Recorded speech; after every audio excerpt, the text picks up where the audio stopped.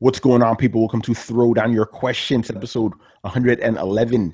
I'm your host, Tony Polanco, and I'm joined by Emilio Lopez. 111! Chris Seeley. Hey, what's up, everyone? Carlos Romero. Yeah, Tony, I don't know what language this is. Man, Google is always doing this shit. I'm going to look at it in a little bit. And Brett Murdoch. Oh, you guys should, like, dub me with, like, a bad Telemundo dub here. Right. Just somebody with, like, a voice 3 octaves deeper and, like, you know, several cadences quicker. Dude, you mean like that one fucking soccer guy? Like, he has this insanely voice, like, "Ahí están corriendo con la bola, go!" Yeah.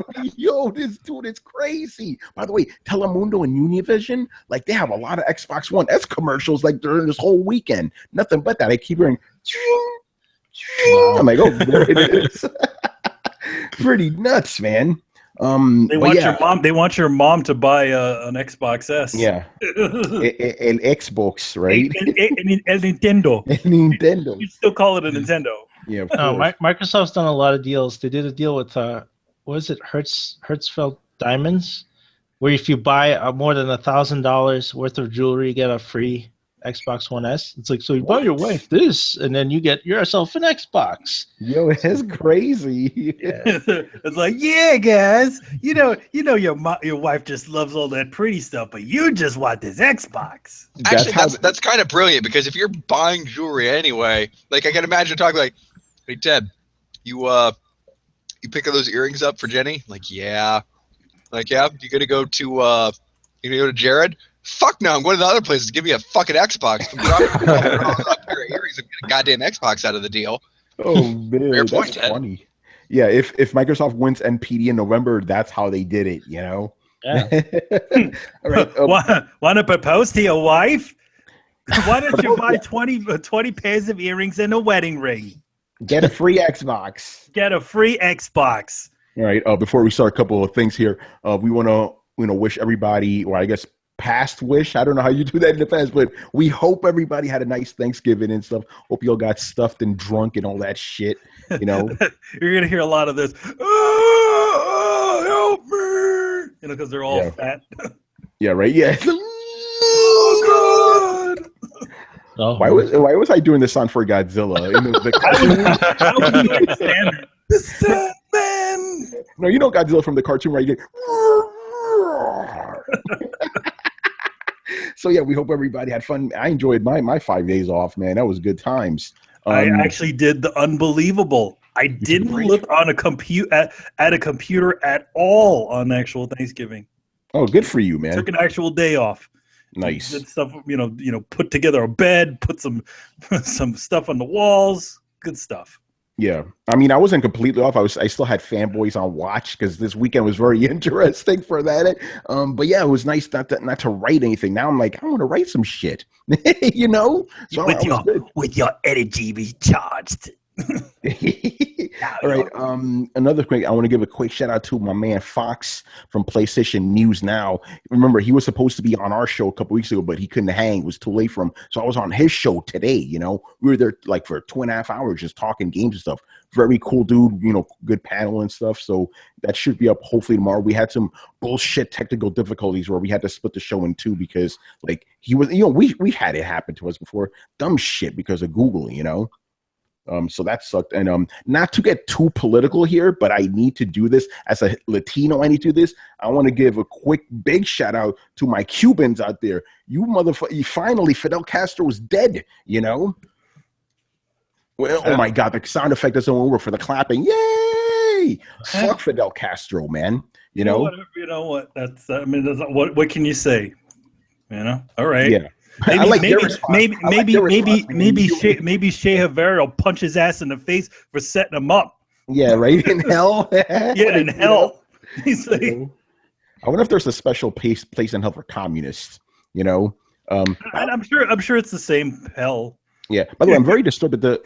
Yeah, okay, there were words. You know.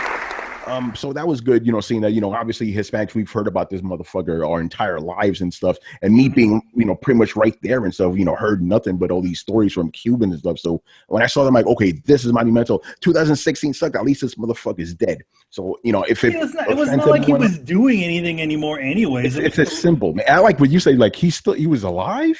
Yeah, it was, I mean, 10 years ago, they're like, yes, Fidel Castro is no longer on TV. I'm like, oh, okay, so he fucking senile. They're keeping it on the reps. But obviously his brother Raul's still running shit. He's not changing anything. Raul. So we'll see. Well, I noticed that they're making more deals with the United States. And, like, there's more things. Well, hey, you can go to Cuba now, man. You can actually go to Cuba. And you can buy cigars. You can actually buy cigars. Going to a dealer. You can actually, you know what else you could do? You could probably buy one of those old 1950s cars they got there. Yeah, man. Because remember, they still make that shit there. Yeah, the refurbished cars that they've had since the 50s. Yeah, that'd be awesome. You drive an old freaking car around. Yeah, the whole thing did ruin our friend Mike's plan, because his plan was he wanted to go to Dominican Republic with me, right? And then we're gonna go to Cuba. I'm an American sneaking into Cuba. Can't do that now. You can just go legally now. Well, that's whatever. Now he can go to Cuba. Yeah.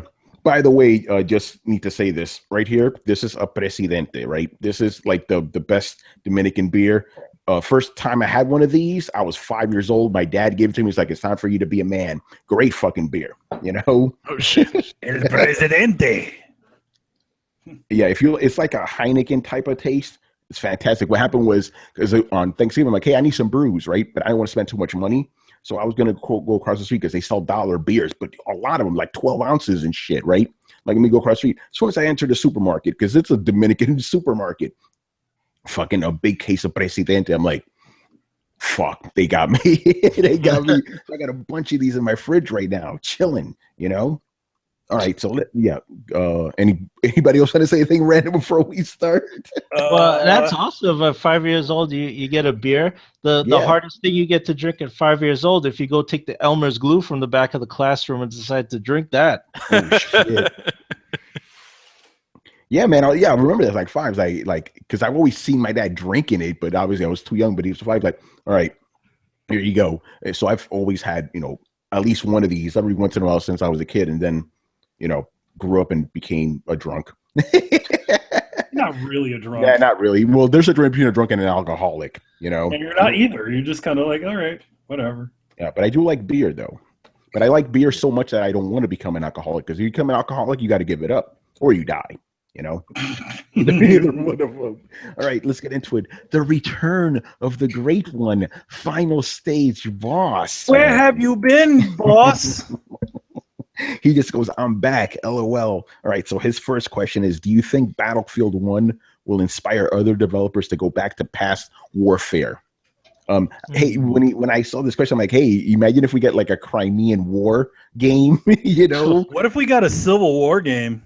We could, that Revolutionary War, Well, they'd have to start. Everybody will have machine guns for some reason. Yeah, yes. They couldn't use muskets and stuff. I think that would be a hard thing to pull off. It would be the most boring FPS ever. It takes you 5 minutes to load your gun. Reloading. I'm going to send you guys this video. I saw it was like half an hour long, very interesting. Basically, it was two historians breaking down how accurate and inaccurate Battlefield 1 was. And they said that most of the war most of the game takes place in the last 2 years of the war, when it actually became mechanized, because before that, the guy literally says, like, what your soldiers did all day? They sat in a fucking trench. That's all they did, and then if they would go over the top, what would happen? They'd die 2 minutes later.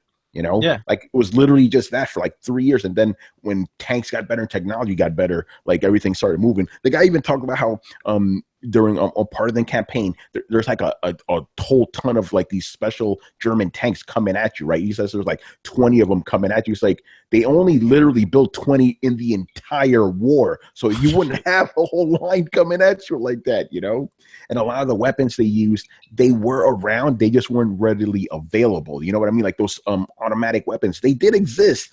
They just weren't for the average soldier. The average soldier still had to, put one bullet in at a time, But it's a video game, so they got to amp it up. So it would be interesting to do shit like the Crimean War or the Revolutionary War. It's like, all right, let's stop, put the musket in there, that other shit. But we already had Assassin's Creed, so I mean, yeah, that is true. Assassin's Creed 3 did actually have the Revolutionary War. Not a war game.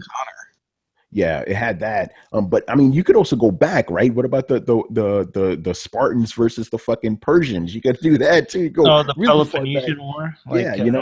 Dude just hanging out. Does that mean everybody? Does that mean everybody's gonna it's gonna be the Zack Snyder version of that? Everything's gonna punch, and then it's gonna be in slow motion, and somehow Quasimodo's in it. Yes.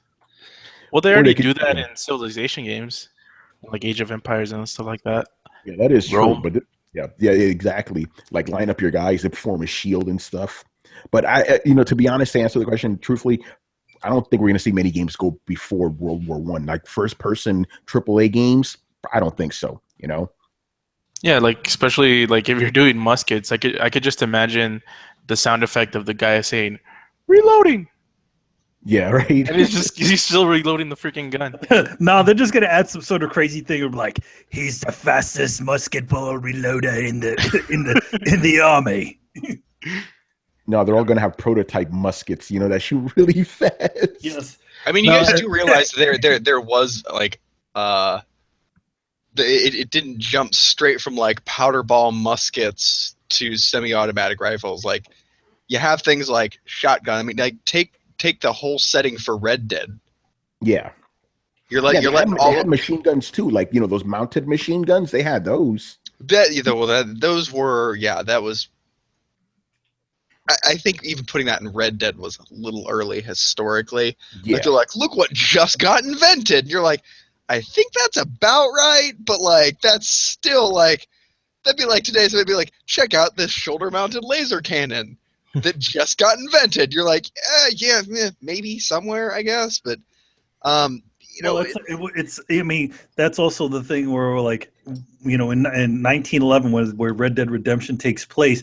The 1911 pistol was invented. So yeah, but they had rifles.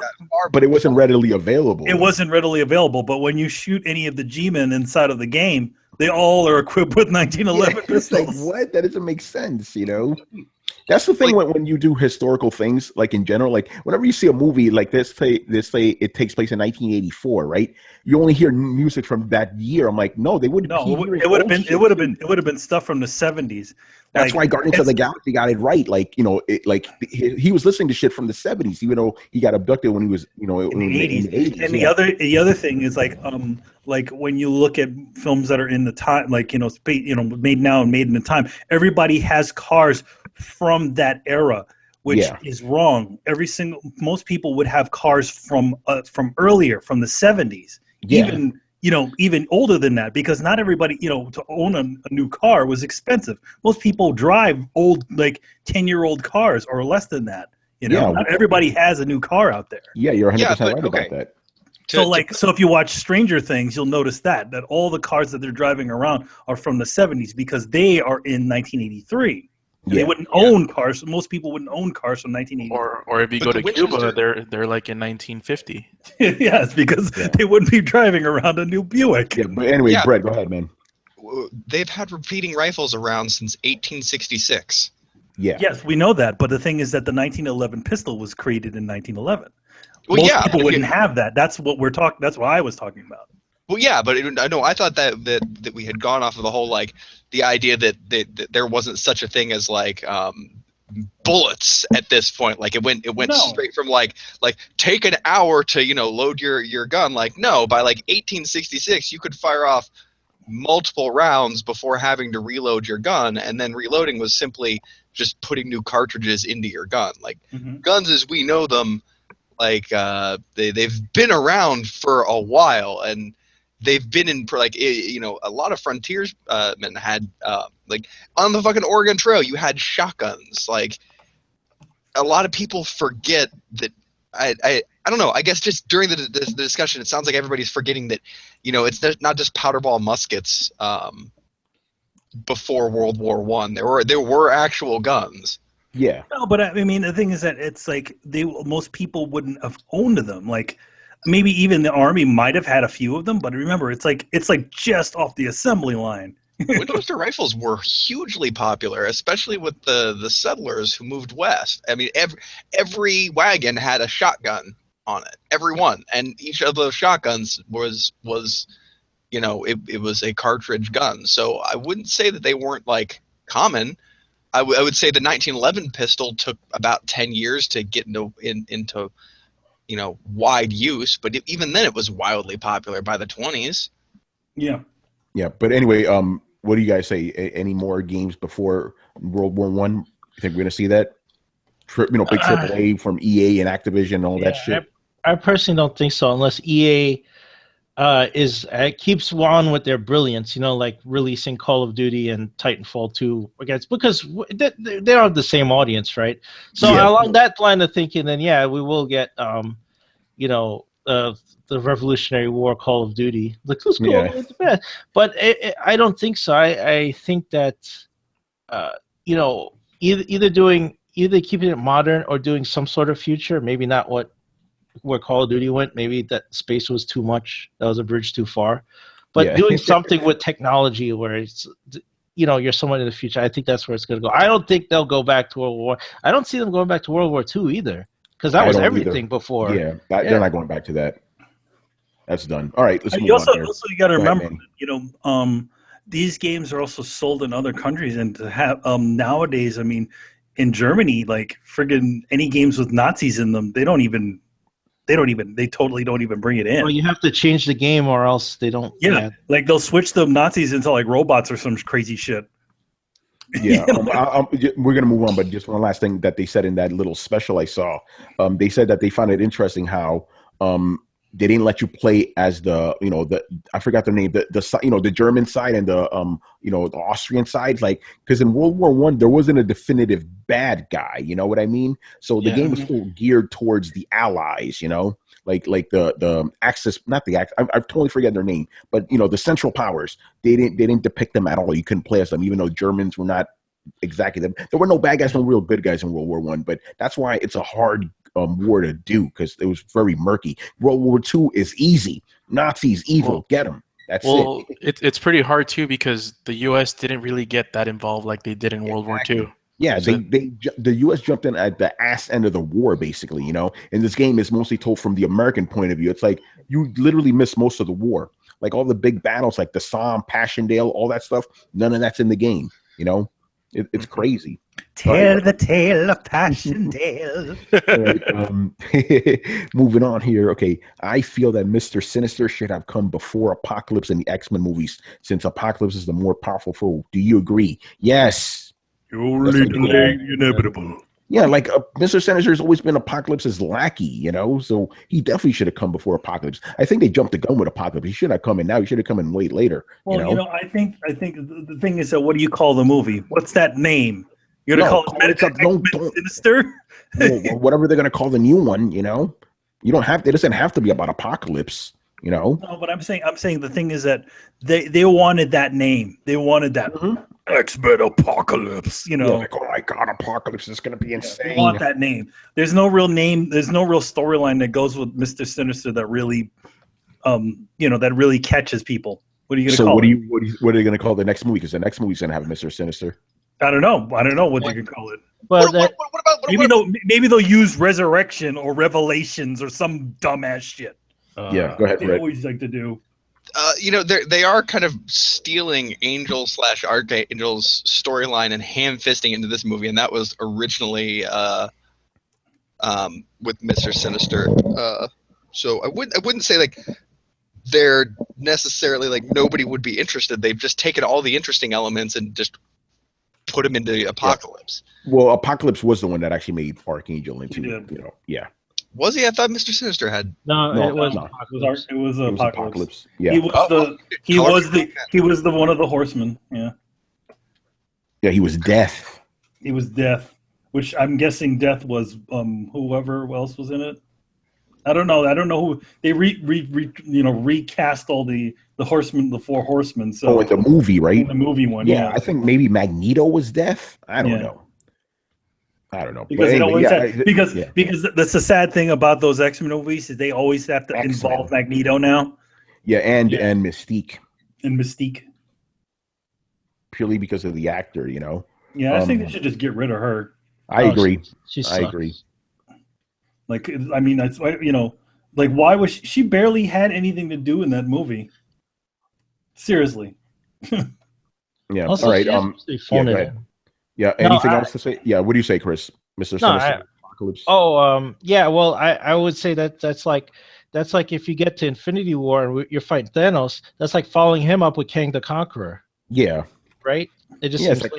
Yeah, it's like Kang the Conqueror is cool, but come on, man. Not on the level of Infinity Gauntlet, man. No, that's what I'm saying. It's like, it's like, okay, cool villain, but you just went after Thanos, you know? Yeah. Yeah, you don't do that. All right, Brett said he has to go walk the dog. By the way, Ensign Azari, he says, I want a War of 1812 game so I can remember what that war was about. Yes. All right, moving on here. Kilax214, he's also making his return as well. All right, back.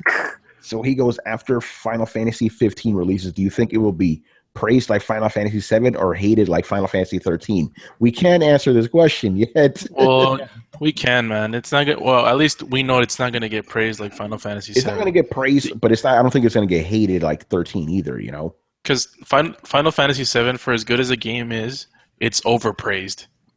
That game, to many people, yeah, I think that like the game's classic, but I still think it's overrated.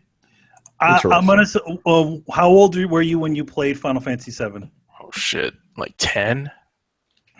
Yeah, Was it when did it come out? Like 98? Yeah, 1998, 97. Yeah, I was like 10.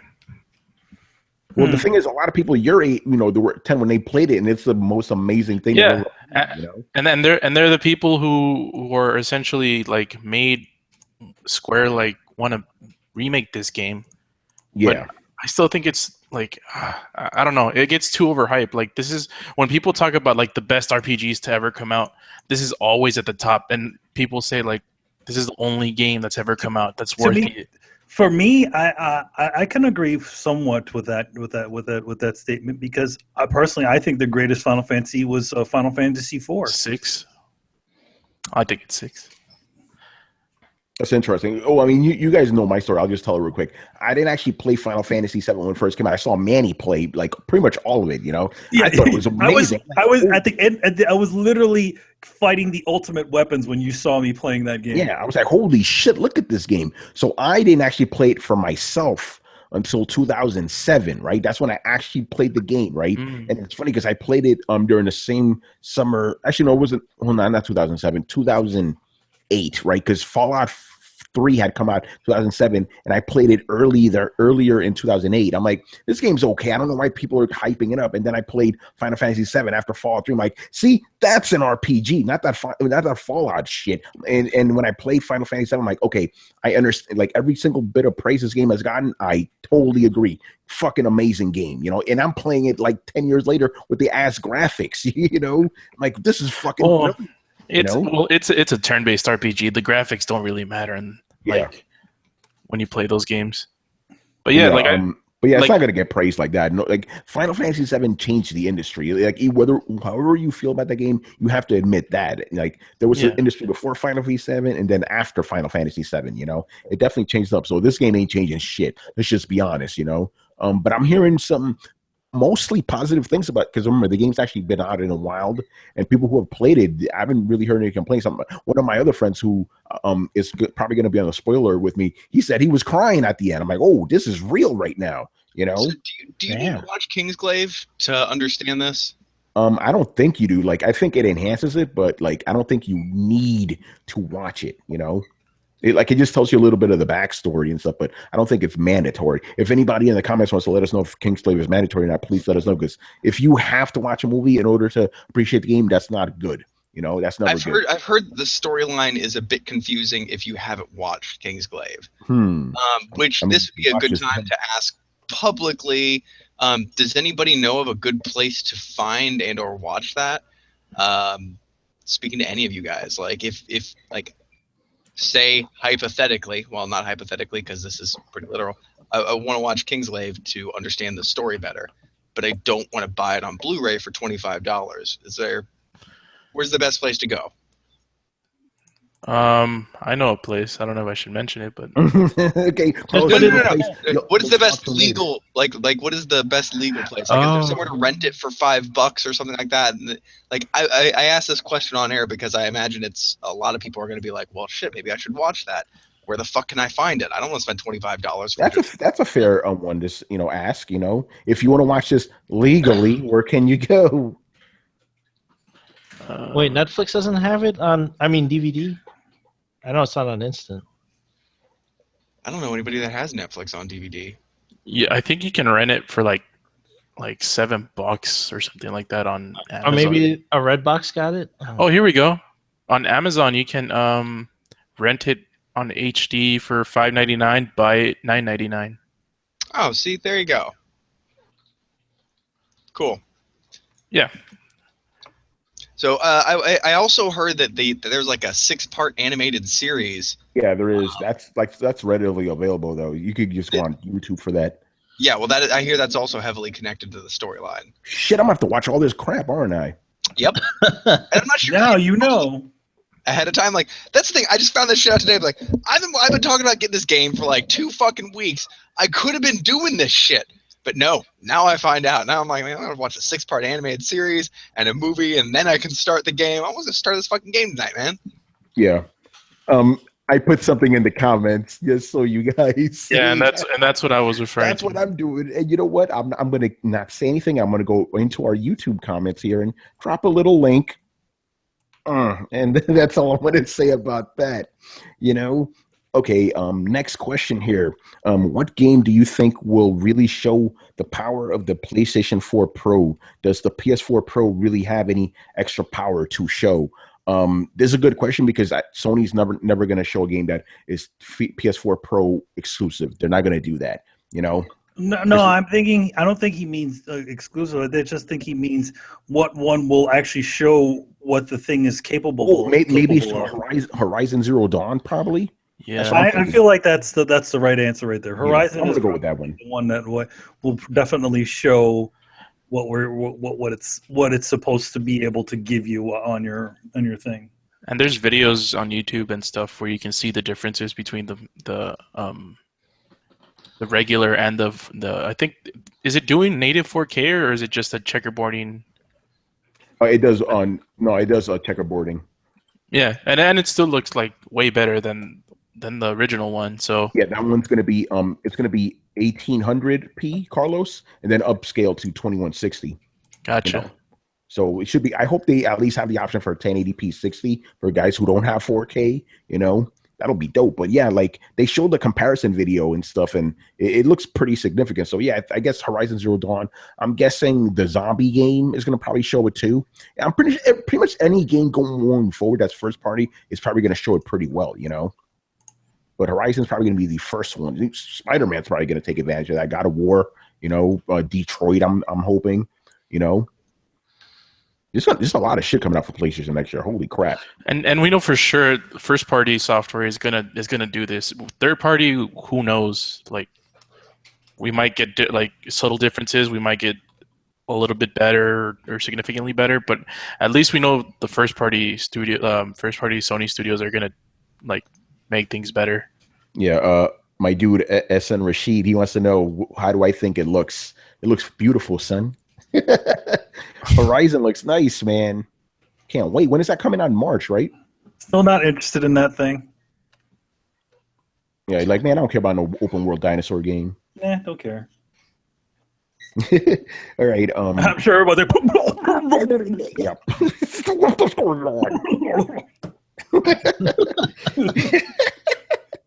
All right. And the last question for Mr. Killax. Kind of similar to the last question. What upcoming PlayStation VR game will reel in those who weren't early adopters? Good question. Those Japanese games where you could poke the boobs. Oh no, it'll be either Dreams, which is the The Media Molecule game. Little Big Planet game, or Resident Evil. I think Resident Evil might be the thing that does it. Ooh, that's I a definitely, good, I that's a agree. good one. I definitely, I like seriously, that I one. would agree that. By the way, I need to ask you guys this: am I the only one that, when I hear the name Dreams, I think about Peter Molyneux? Like it You sounds think like so? No, that's exactly what it sounds like. There's a strip club by my house named Dreams, so that's what I think about. But in my and game called Dreams, you can actually dream something and play it in the video game. Oh, by the way, Horizon comes out February. Give me the cash. Here's the thing, and I need to step away from the screen for just 1 second, so I'm going to say this real quick before I go. The reason it'll be Resident Evil 7 is here's what's going to happen. Everybody who owns a PlayStation VR will get Resident Evil and then make all of their friends come over so that they can strap them into the headset and laugh at them as they shit their pants in the first 5 minutes. Yes. It's going to be this kind of mimetic experience that's, for lack of a better term, is self-replicating. You will get a lot of people to try VR because suddenly you've made it fun to like push other people into VR. And you actually have a fully polished experience for it. So I think that'll be like it's one thing to be like, dude, check out this game. It's so cool in VR. I'm totally motivated to do this. It is another thing to be like, dude, watch this. I'm going to strap Jerry into the VR. We're going to play on Resident Evil 7. This is going to be fucking hilarious. Yeah, right. Like, you'll film him. Jerry, go ahead. Go. Go around the corner. Why don't you want to go around the corner? Because there's zombies around there, man. And then it's like, oh, then Jerry screams. It's like, oh, what is that smell, Jerry? Oh, because shit his pants. I'm telling you, man. And that shit's coming on January 27th, I believe. Coming close, man. Yo, if anything moves PSVR systems, it might be that. Yeah, it might be horror games. Shit. All right, Brett, you got to walk the dog, right? Yeah, I'll be right back. 10 minutes. All right, man. Cool. All right, we're going to stop the show now. No, we're not. Yeah, you guys can talk about Thanksgiving shit. I just stayed in the basement and didn't do anything. All right. Well, I mean, I just ate. That's what Thanksgiving's all about. All right, but actually, Brett, so before you leave, quick question from Hell Metal. What is your favorite delicacy during Thanksgiving? Oh, that's what I was saying. Like, ham. Ooh, ham's good. That's a good answer. Ham. Ham is delicious. Definitely ham. All right, I release thee. Go. My servant shall be for all time. Oh man, honey baked ham is the best, man. Yo, had me some of that. Yo, So this morning the neighbors fucked me up because they were frying that shit, right? Oh I shit. thought it was coming from my crib. I'm like, yo, man, what's mom cooking right now? And I woke up like, yo, you definitely had to say I'm on. I'm like, no, I'm like, damn it. Did you hit up your neighbors? Nah, man, those dirty motherfuckers. I'm not fucking with them. This is gonna sound like just a cheesy answer, but I really love it. I like stuffing, man. Stuffing is good, man. Oh, stuffing's great. You know, There's a lot of stuffing. I can have some stuffing into turkey, and I'm good. you know, It's, oh man, something I freaking love is cornbread. Cornbread is the shit, man. Especially if like I like to have cornbread and then like putting freaking mashed potatoes on it and just fucking eating that. Shit. Where's bread at? Cornbread, that's some Irish shit, you know? Cornbread, I don't know, man. I'm not a fan of cornbread. It's like so thick. It takes you forever to eat it, you know? If it's good, if it's like moist, man. Yeah, Moist. I don't. Maybe every time I've had this dry ass bread, you know. I'm like, I don't want to eat same this here. shit. Yeah, it makes me thirsty. Yeah, that's what I'm saying. Like, And it crumbles. I always say, like, this is the perfect beer drinking thing because it's so like dry. Oh, you have to drink beer. You know? It crumble like does it crumble off? Like Yeah, like I've had Yeah. cornbread. It like crumbles in your hand. It's like the messiest fucking bread to eat. Yeah, oh really, no, yeah. man. Whoever made it is doing it wrong, man. They like man, cornbread is like when they make it right, it's too good. Man, I gotta have some of your cornbread because all the You're cornbread doing it all wrong. Sometimes people put like corn on it, like actual like whole pieces Shit. of corn. It's like damn. Yeah, Manny, what's your favorite delicacy, side dish, whatever? For Thanksgiving? Yeah.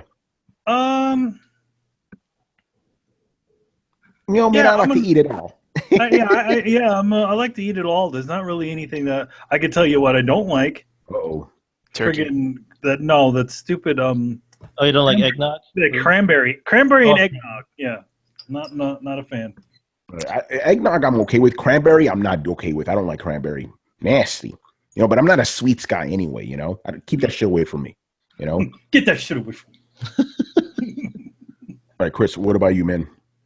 I mean, I love ham, like turkey. Like, I love all of it, man. My mom also, she would make curry goat, because that's a Jamaican thing. Ooh. And it's so good. She make that for Thanksgiving. So you get like she'll make the ham and turkey, you know, the normal, the American stuff, and then she'd make curry goat, and she'd make like red snapper, but that was more for my parents because I don't like fish. But it was great.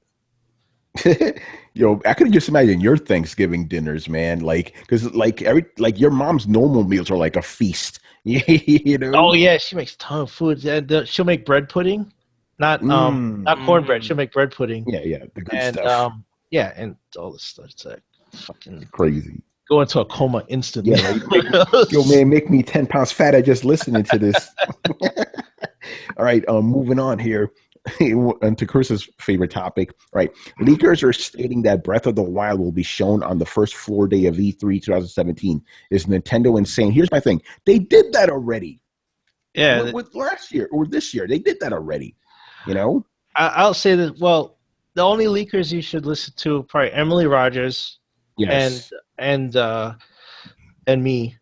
And like that's about it. Everyone else is just blowing smoke up your ass. And here's the thing, I guarantee you Nintendo didn't think they were going to have to deal with another E3 without this thing. Yeah, they didn't think that. They didn't think they were going to have Zelda before they absolutely thought Zelda would be ready before E3.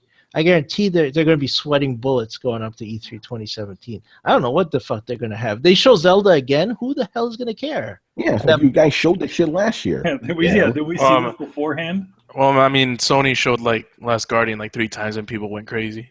Well, they never had Last Guardian on the actual show floor. Yeah, exactly. At no point. The only time it's ever been on a show floor is at Tokyo Game Show, and that's it. That's the last one before that was it was this released, and that was this year. So they've showed trailers from it. It's not like Sony was just had like playable demos out there, but they're saying from what this guy is saying is that there's a leak that they're going to have it on the show floor again. They already had a booth devoted to Breath of the Wild. Well, and it's bullshit. And it's bullshit because this game's supposed to come out. I mean, the console's supposed to come out in what, March? March, yeah. And E3's in June. Quote unquote March. I still don't believe that shit.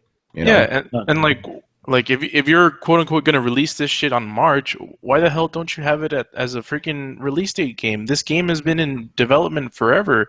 This is a bona fide port. Yo, I'm going to tell you this right now. This is what Nintendo should have done if they were smart, but this is Nintendo.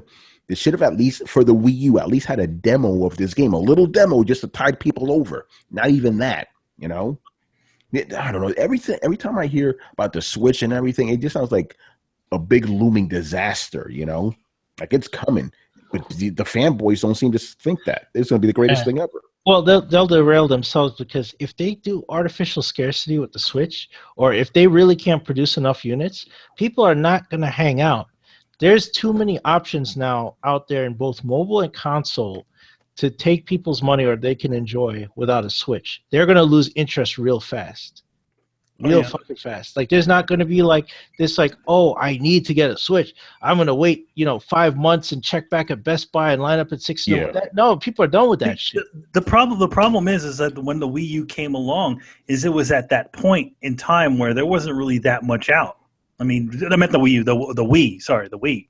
Like at the same time, what was it? Was Xbox the first? No, Wii U right? came out first. The Wii U came out first. The Wii was the first one, so they were officially the first next generation. Yeah, please quote that. Quote fingers up for you listeners. So this time around, there is no. They're launching against PlayStation and Xbox in their strong point when they've both already been out for months. Right, and if you're already on Xbox or PlayStation, and maybe you like, oh, I'll try the Switch. But if you go to 5 stores and can't find it, most likely that guy will give up. He is not going to wait around and go, oh, there's a Switch available at GameStop 20 miles away and go get it. If Nintendo plays that game, that is a losing game. Here's Here's the thing, and I feel like the Nintendo is trying to do the same thing over again, where they're like, you know, they're trying, even if it doesn't launch very well with the normal base, they feel like that their normal fan base will take them over. You know, like, oh, like, okay, well, it doesn't do so well with the general audience. It's, you know, maybe the fan base will keep pushing it, so we're still making some money. Yeah, Nintendo. All right. We'll see what happens. All right, and the last question here. This is a pretty fun one. For those that care, what is your fondest memory from a previous Final Fantasy game? Before we answer that, that first part, for those who care, it kind of denotes to me that we don't like Final Fantasy here. No, we do. It's just most of us have tapped out after 10. Not me. I've still been with it, but most of us tapped out. But we like Final Fantasy here on Throwdown. Just wanted to get that clear. Yeah, what's up with you, man? What do you think? That we don't like Final Fantasy? Yeah. It's not our fault that they haven't made a good Final Fantasy since 10. Oh. But anyway, Manny, since you're talking, what was your fondest Final Fantasy memory? Getting like finding Vincent, the secret character in Final Fantasy VII. Because you have to go through a lot of shit to get Vincent. You have to go walk on these stupid what do they call them? Like these creaks in the floor in this mansion, and then you have to fight him, and then all this other shit just to get him to follow you around. So that's one of my fondest memories. That's a good one. All right, Chris, what about you, man? I think seeing Sephiroth's descent into madness. I think that whole story where he found out about Jenova and all that stuff, and he came out of that library. I think they said he was in there for like weeks just reading books and finding out about himself. Then he comes out and stabs everybody outside. Like he literally went in there as a loyal soldier and he came out like a madman, you know? Like that to me, like seeing a character break down, seeing like a guy and he had some honor in the beginning and he totally becomes a psychotic maniac. And I'd never seen that in a game before. Like seeing that transition play out, that was pretty cool. Nice. All right, Carlos, what about you, man? Yeah, similar to Chris, that whole story, but in particular, Crisis Core version of Final Fantasy VII. Just watching the story between Sephiroth and the two other guys that were like kind of like his peers. I forgot their names. Cloud and what's his face? No, Cloud was after them. It was Sephiroth. It was. Wasn't it Zack? Red hair. Zack. Well, Zack was. I think Zack came a little bit after. Like he was part of that same story, but he was younger than those guys. I forgot. Well, anyways, that whole story about how Sephiroth went crazy and stuff. It's it's like some of the best storytelling in video games. I can tell you one of my least fondest memories. Playing Final Fantasy 13. Playing it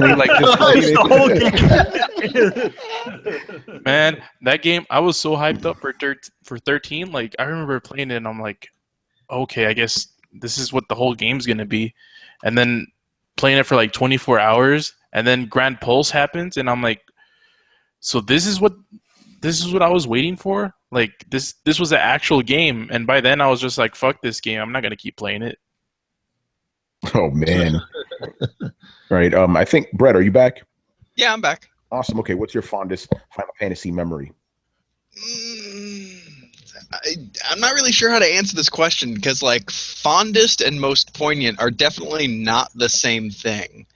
Like my fondest memory is like riding around the world on chocobos fighting monsters and the carnival from Final Fantasy VII. My favorite memory was in Final Fantasy VI after Kefka breaks the world and you kind of wake up on this shattered bit of an island, and having lost all of your friends and all of your companions and seemingly the war and the world itself is shattered and broken, you throw yourself off a cliff in like a kind of last moment of leap of faith kind of thing, and the story, that's where it kind of builds into its last act. And I always thought that was really cool and really different. I've never, especially before that and even since then, played a game where you so absolutely lost. Like the thing that you were trying to stop you did not stop. And so now you're just kind of trying to pick up the pieces. And I think that's a bit more of a complicated storyline. It's a little less satisfying, but it's a lot deeper and truer. I think that's good writing. And that always stuck with me, just that moment where you wake up and you despite doing everything in the game right, you lose, essentially. You fail. And talking about it now, like, man, that shit hits home personally for me even more so. But like just that idea in the game was the first time I had ever seen that, and it was kind of this beautifully tragic moment. That's awesome. All right. For me, actually, it's funny because all you guys are talking about story stuff. For me, it wasn't even story stuff at all. It was I wasn't talking about a story thing. Well, didn't you? I thought you were supposed to. Vincent was a secret character. There wasn't story related to him, really. Yeah, mine is literally the first time I just saw the game being played. I'm like, oh my fucking god! Like, what is this shit? Like, but before that, man, you could test this. I had written off JRPG. The whole it wasn't JRPG. It was just RPGs, and then I wrote off the entire genre. I'm like, this is stupid. I'll quote Tony from the time where it was like, I don't want to play a fucking game where I don't actually play the characters. Yeah, exactly. Where I actually don't control the characters. So I had written off the whole genre, right? But everybody was talking about this fucking game. Manny bought it. I went to check it. I'm like, whoa, what is this shit? Like, it was like Resident Evil because it had those same kind of camera angles, but with like, the animated kind of art style and stuff. The CG cinemas blowing me away and stuff. It was crazy, man. So that I always remember that, like that Final Fantasy VII moment where I just saw, I'm like, wow, like gaming has really just stepped up to a whole other level, man. Amazing. It ended up me showing you those absurdly long, like what are what are they called? The calls, I love those. Remember, those things that were crazy. Like, I was like, oh yeah, dude, check this one out. And it's like friggin' Muhammad, and he throws you into space and he shoots the space laser down. Yeah, what about Knights of the Round? Where it takes forever.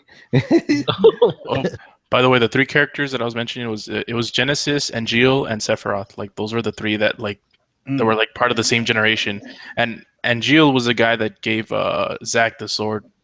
Like that's where you got it from. Can we take a second to talk about Final Fantasy lore? Like, because this might be my favorite thing. Like the brainstorm moment that hit me is Jenova the last Esper? I don't know. I don't know. That's a good question. Okay, well, because you guys remember the Espers from Final Fantasy VI, right? Yeah. Mm-hmm. Okay, like if Jenova is the last Esper, that actually makes like Final Fantasy VI and Final Fantasy VII the only really like loosely correlated Final Fantasies.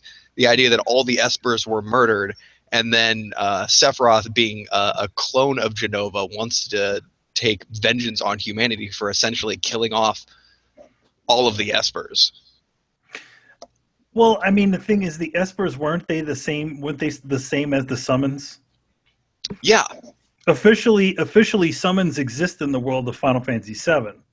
Well, that's what I'm saying. Like, there's like, I forget when it was, but there was a moment where I was just sitting around one day. I was like, wait a minute, is Jenova the last Esper? Because I could never figure out, like, what is Jenova's fucking beef? Like, I get it, Jenova hates humans, but like, why does Jenova hate humans? And then I'm like, what about? What if Jenova's the last Esper? That would make everything make sense. And that was like this huge, like, hit by a ton of bricks moment. I was like, that might be one of my favorite moments, but that could also be completely manufactured fan theory. But it sounds cool to me, Sounds fine. It sounds cool to me. It's a good theory. I mean, the thing is that a lot of the original ones, the original Final Fantasies, were semi-loosely connected. Well, I mean, they had like chocobos and stuff, but they were. No. I mean, like in the first, maybe the first three of them, where they constantly dealt with the crystals. Yeah, and the heroes. Yeah, but I mean, there was more themes. They weren't like the exact world or anything.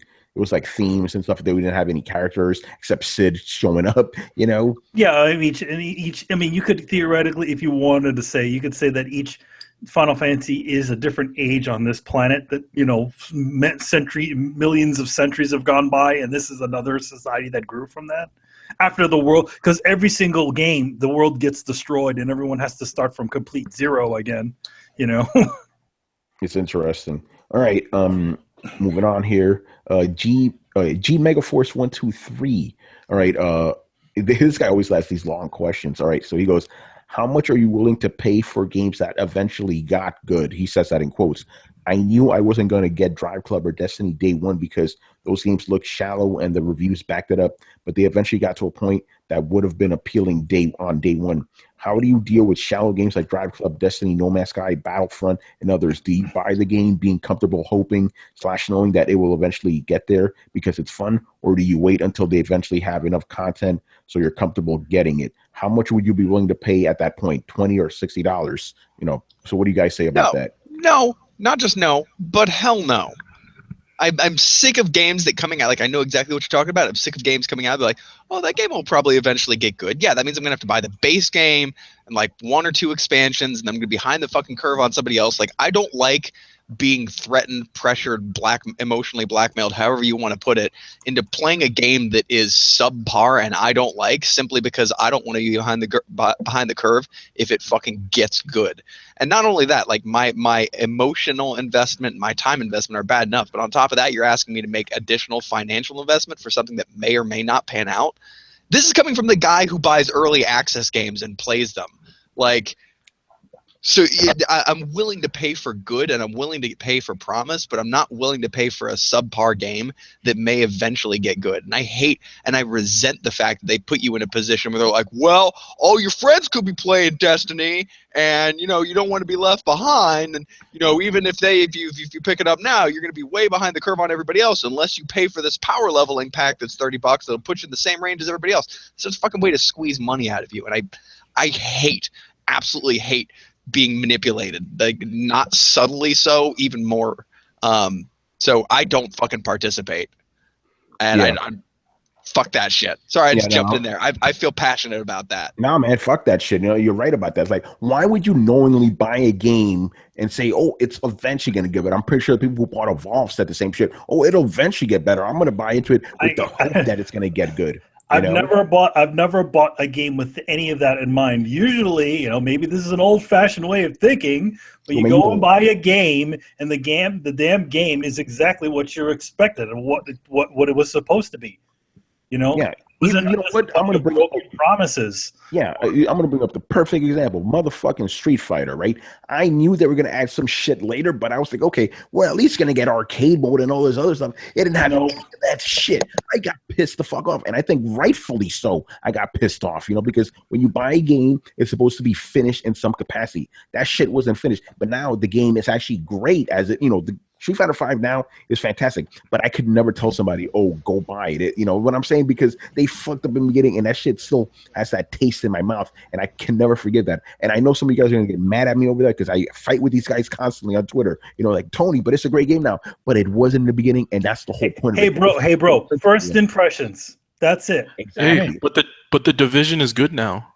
Yeah, exactly. Division. No, it should have been good on day one. Destiny is good. I should have been good on day one. I don't want to hear that shit. You people keep excusing this sort of bullshit, and they keep on doing this sort of bullshit. Thank you. The first thing you should do, and the minute that this sort of shit sort of happens, just don't touch it.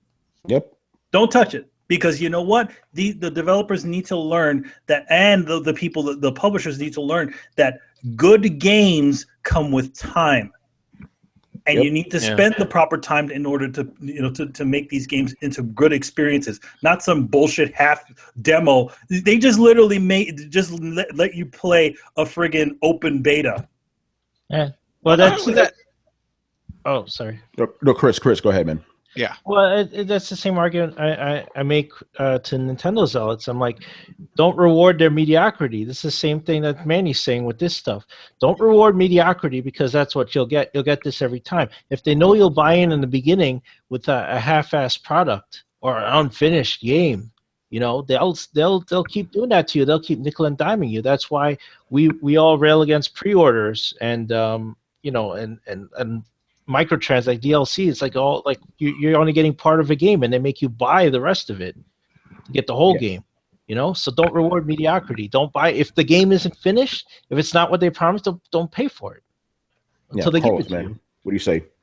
I think we're all in agreement here. By the way, yeah, especially like if the game's not good and release date it's gonna like turn off most of the early adopters. So if it's a game like Division or Destiny or whatever, I'm not saying that Destiny was one of like this case, but like the community is gonna get like turned off from this game, and it's not gonna be much of a community left when it gets actually good. Like for me, like Street Fighter 5, man, did that to me. Like I might not even get Street Fighter 6 when that shit comes out, or whatever the Street Fighter 5 HD or whatever the shit.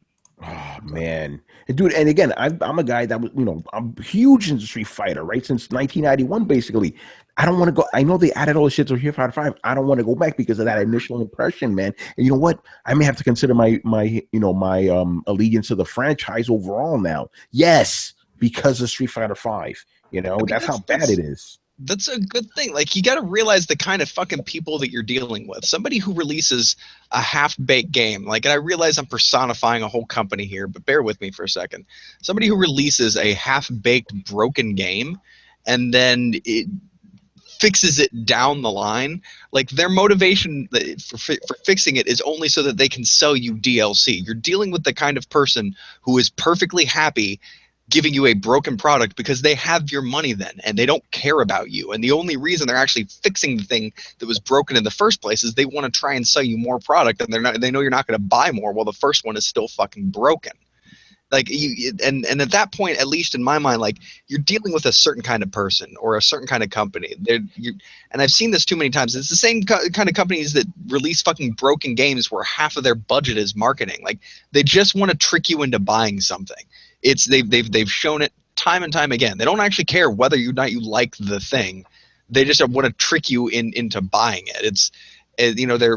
They're baking shit pies and then spraying them with apple spray. Do they give a fuck that you're going to get home and be like, this is a shit pie? No, they don't, because they don't care.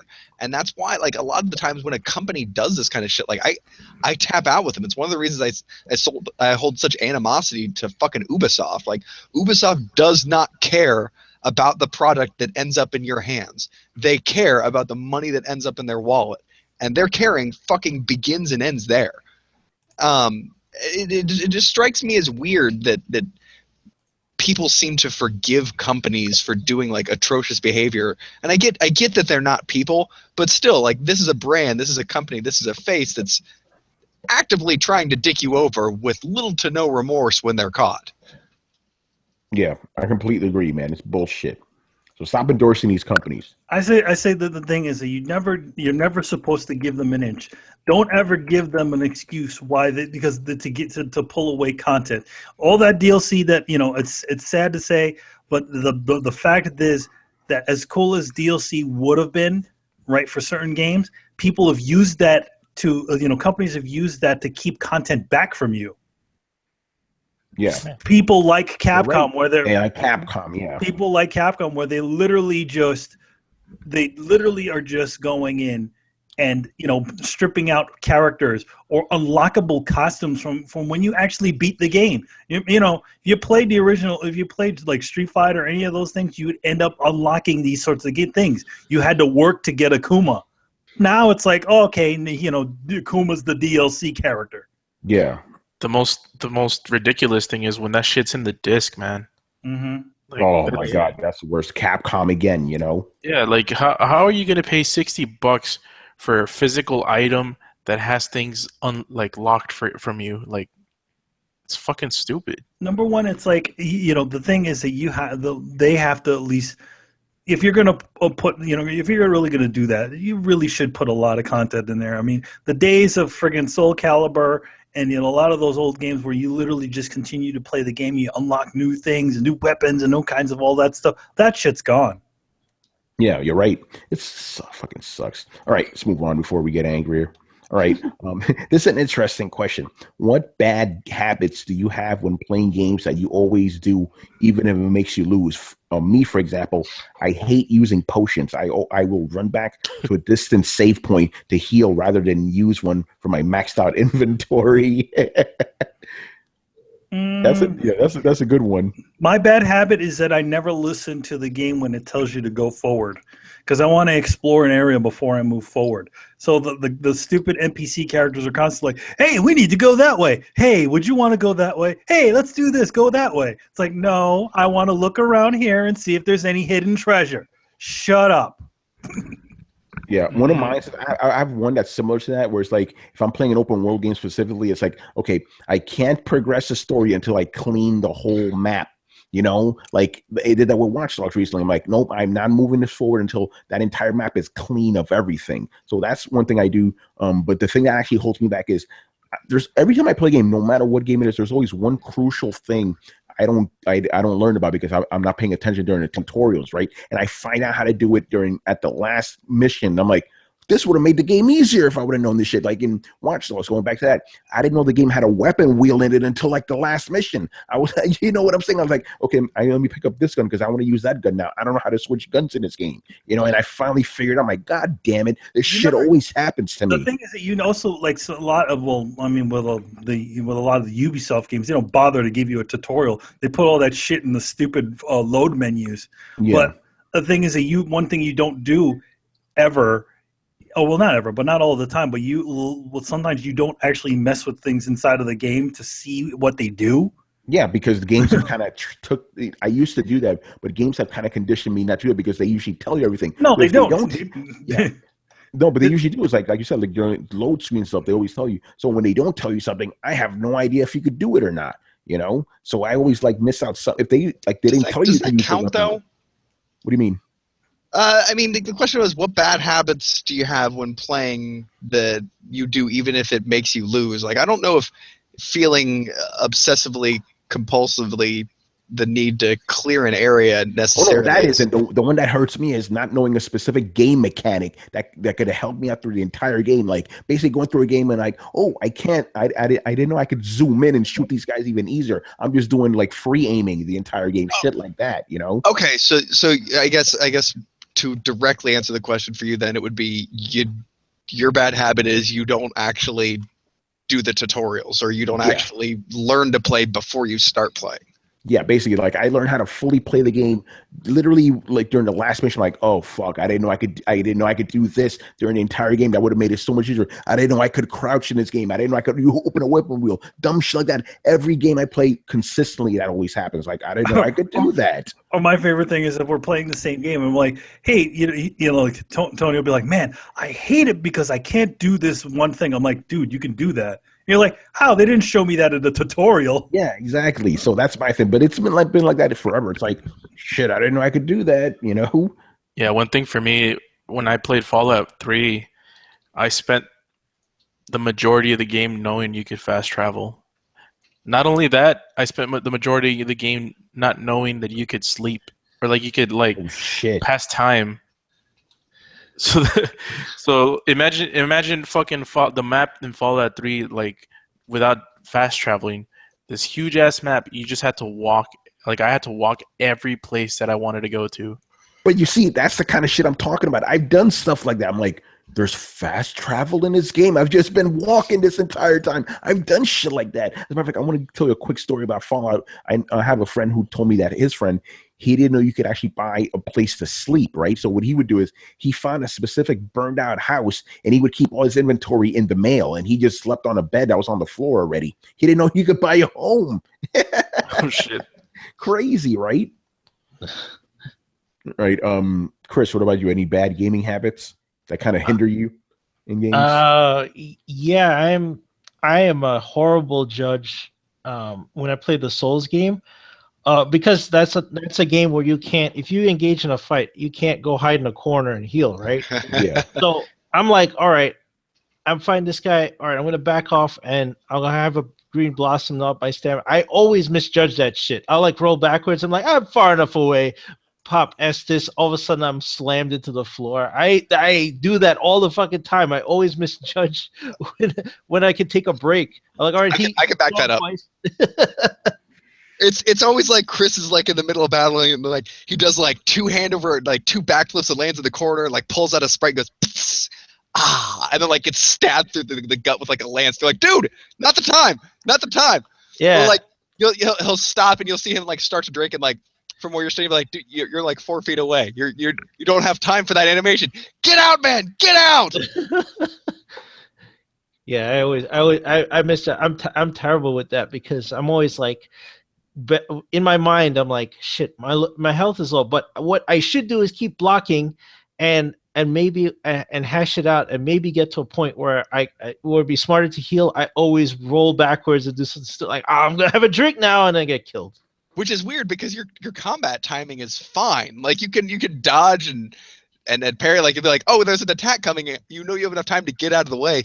Yeah, that's my bad habit though. Like I can't, like if I'm at low health, I'm like, shit, I'm gonna die. I need to heal. Like, and then that overpowers the logic where it's like, no, motherfucker, I gotta keep blocking. I gotta parry him. I can't stop fighting. And then my brain shuts off and I stop fighting, and then that gets me killed. And I don't learn. Oh man! All right, Brett, what about you? This is something Chris will actually be able to back up. I have a mental inability to block. I don't block in games. Even when they're like, raise your shield to deflect this thing, I'm like, nah, I'm just gonna dodge to the side. Every fighting game, like yeah, I realize I could block and then like pull off a special move. Like I'm just gonna eat those couple punches to the face, and then my response is just overwhelming aggression in every game. In Street Fighter, in Soul Calibur, that's one of the reasons I love Dead or Alive is you didn't have to block in that game. You could just mercilessly beat somebody until they got a punch in, and then throw them into a wall before continuing to mercilessly beat them. And even into a game like Dark Souls, where it's been drilled into my head time and time again, use your fucking shield. I don't. Like I never use the shield. I always offhand another weapon. I always go more offensive than I need to the point where my buddy Morgan is having like a frustrating time going through the game, and I keep having to remind him like, dude, use your shield. A shield is a thing. You have to use a shield in the game. He's like, well, you don't use a shield. I was like, yeah, but I'm an idiot. Yeah. It's true. Like I always see Brett switching weapons, and like he'll be like, all right, I got this lance. This is great. I'm going to stab people. And in my offhand, I'm going to keep this hammer because I can hit them after I stab them. Meanwhile, I walk around looking like the front of a locomotive with the biggest fucking shield you could have. I'm like, no, I play like that, man. Yes. I just remember the other bad habit I have in games. Okay, and if in a game they have guns, right?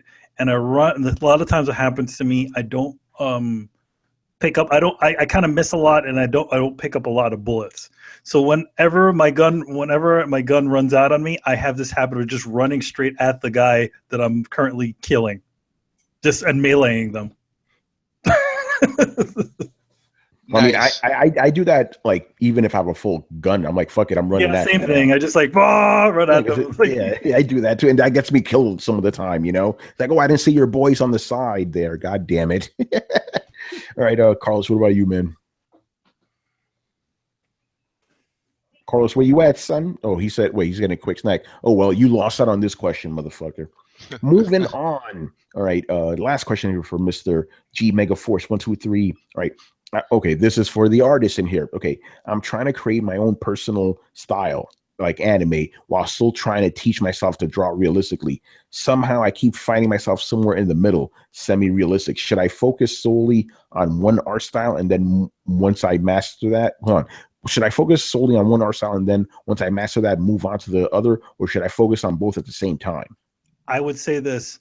You have to remember that anime style or any style that you see out there is that person's unique solution to the problem that is art. Cloning any of that sort of stuff or trying to learn from a lot of that stuff, you also absorb the mistakes that person, the errors that person has within their work. So what you probably want to do is first you got to learn how to actually draw these things. All those Japanese anime artists out there, a lot of the really famous ones, they all know anatomy like a motherfucker. And the reason why they're able to do these sorts of exaggerations is because they already understand how to draw that. So I would say, first try to figure out how you can draw these actual things. And the thing is that from that's where your style tends to evolve.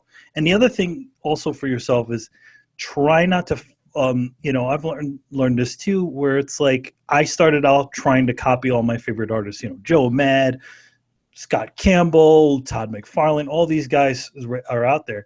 And, one thing that bugged me at the time was that I couldn't draw exactly like them. So I would say this, don't fight what naturally comes out of you.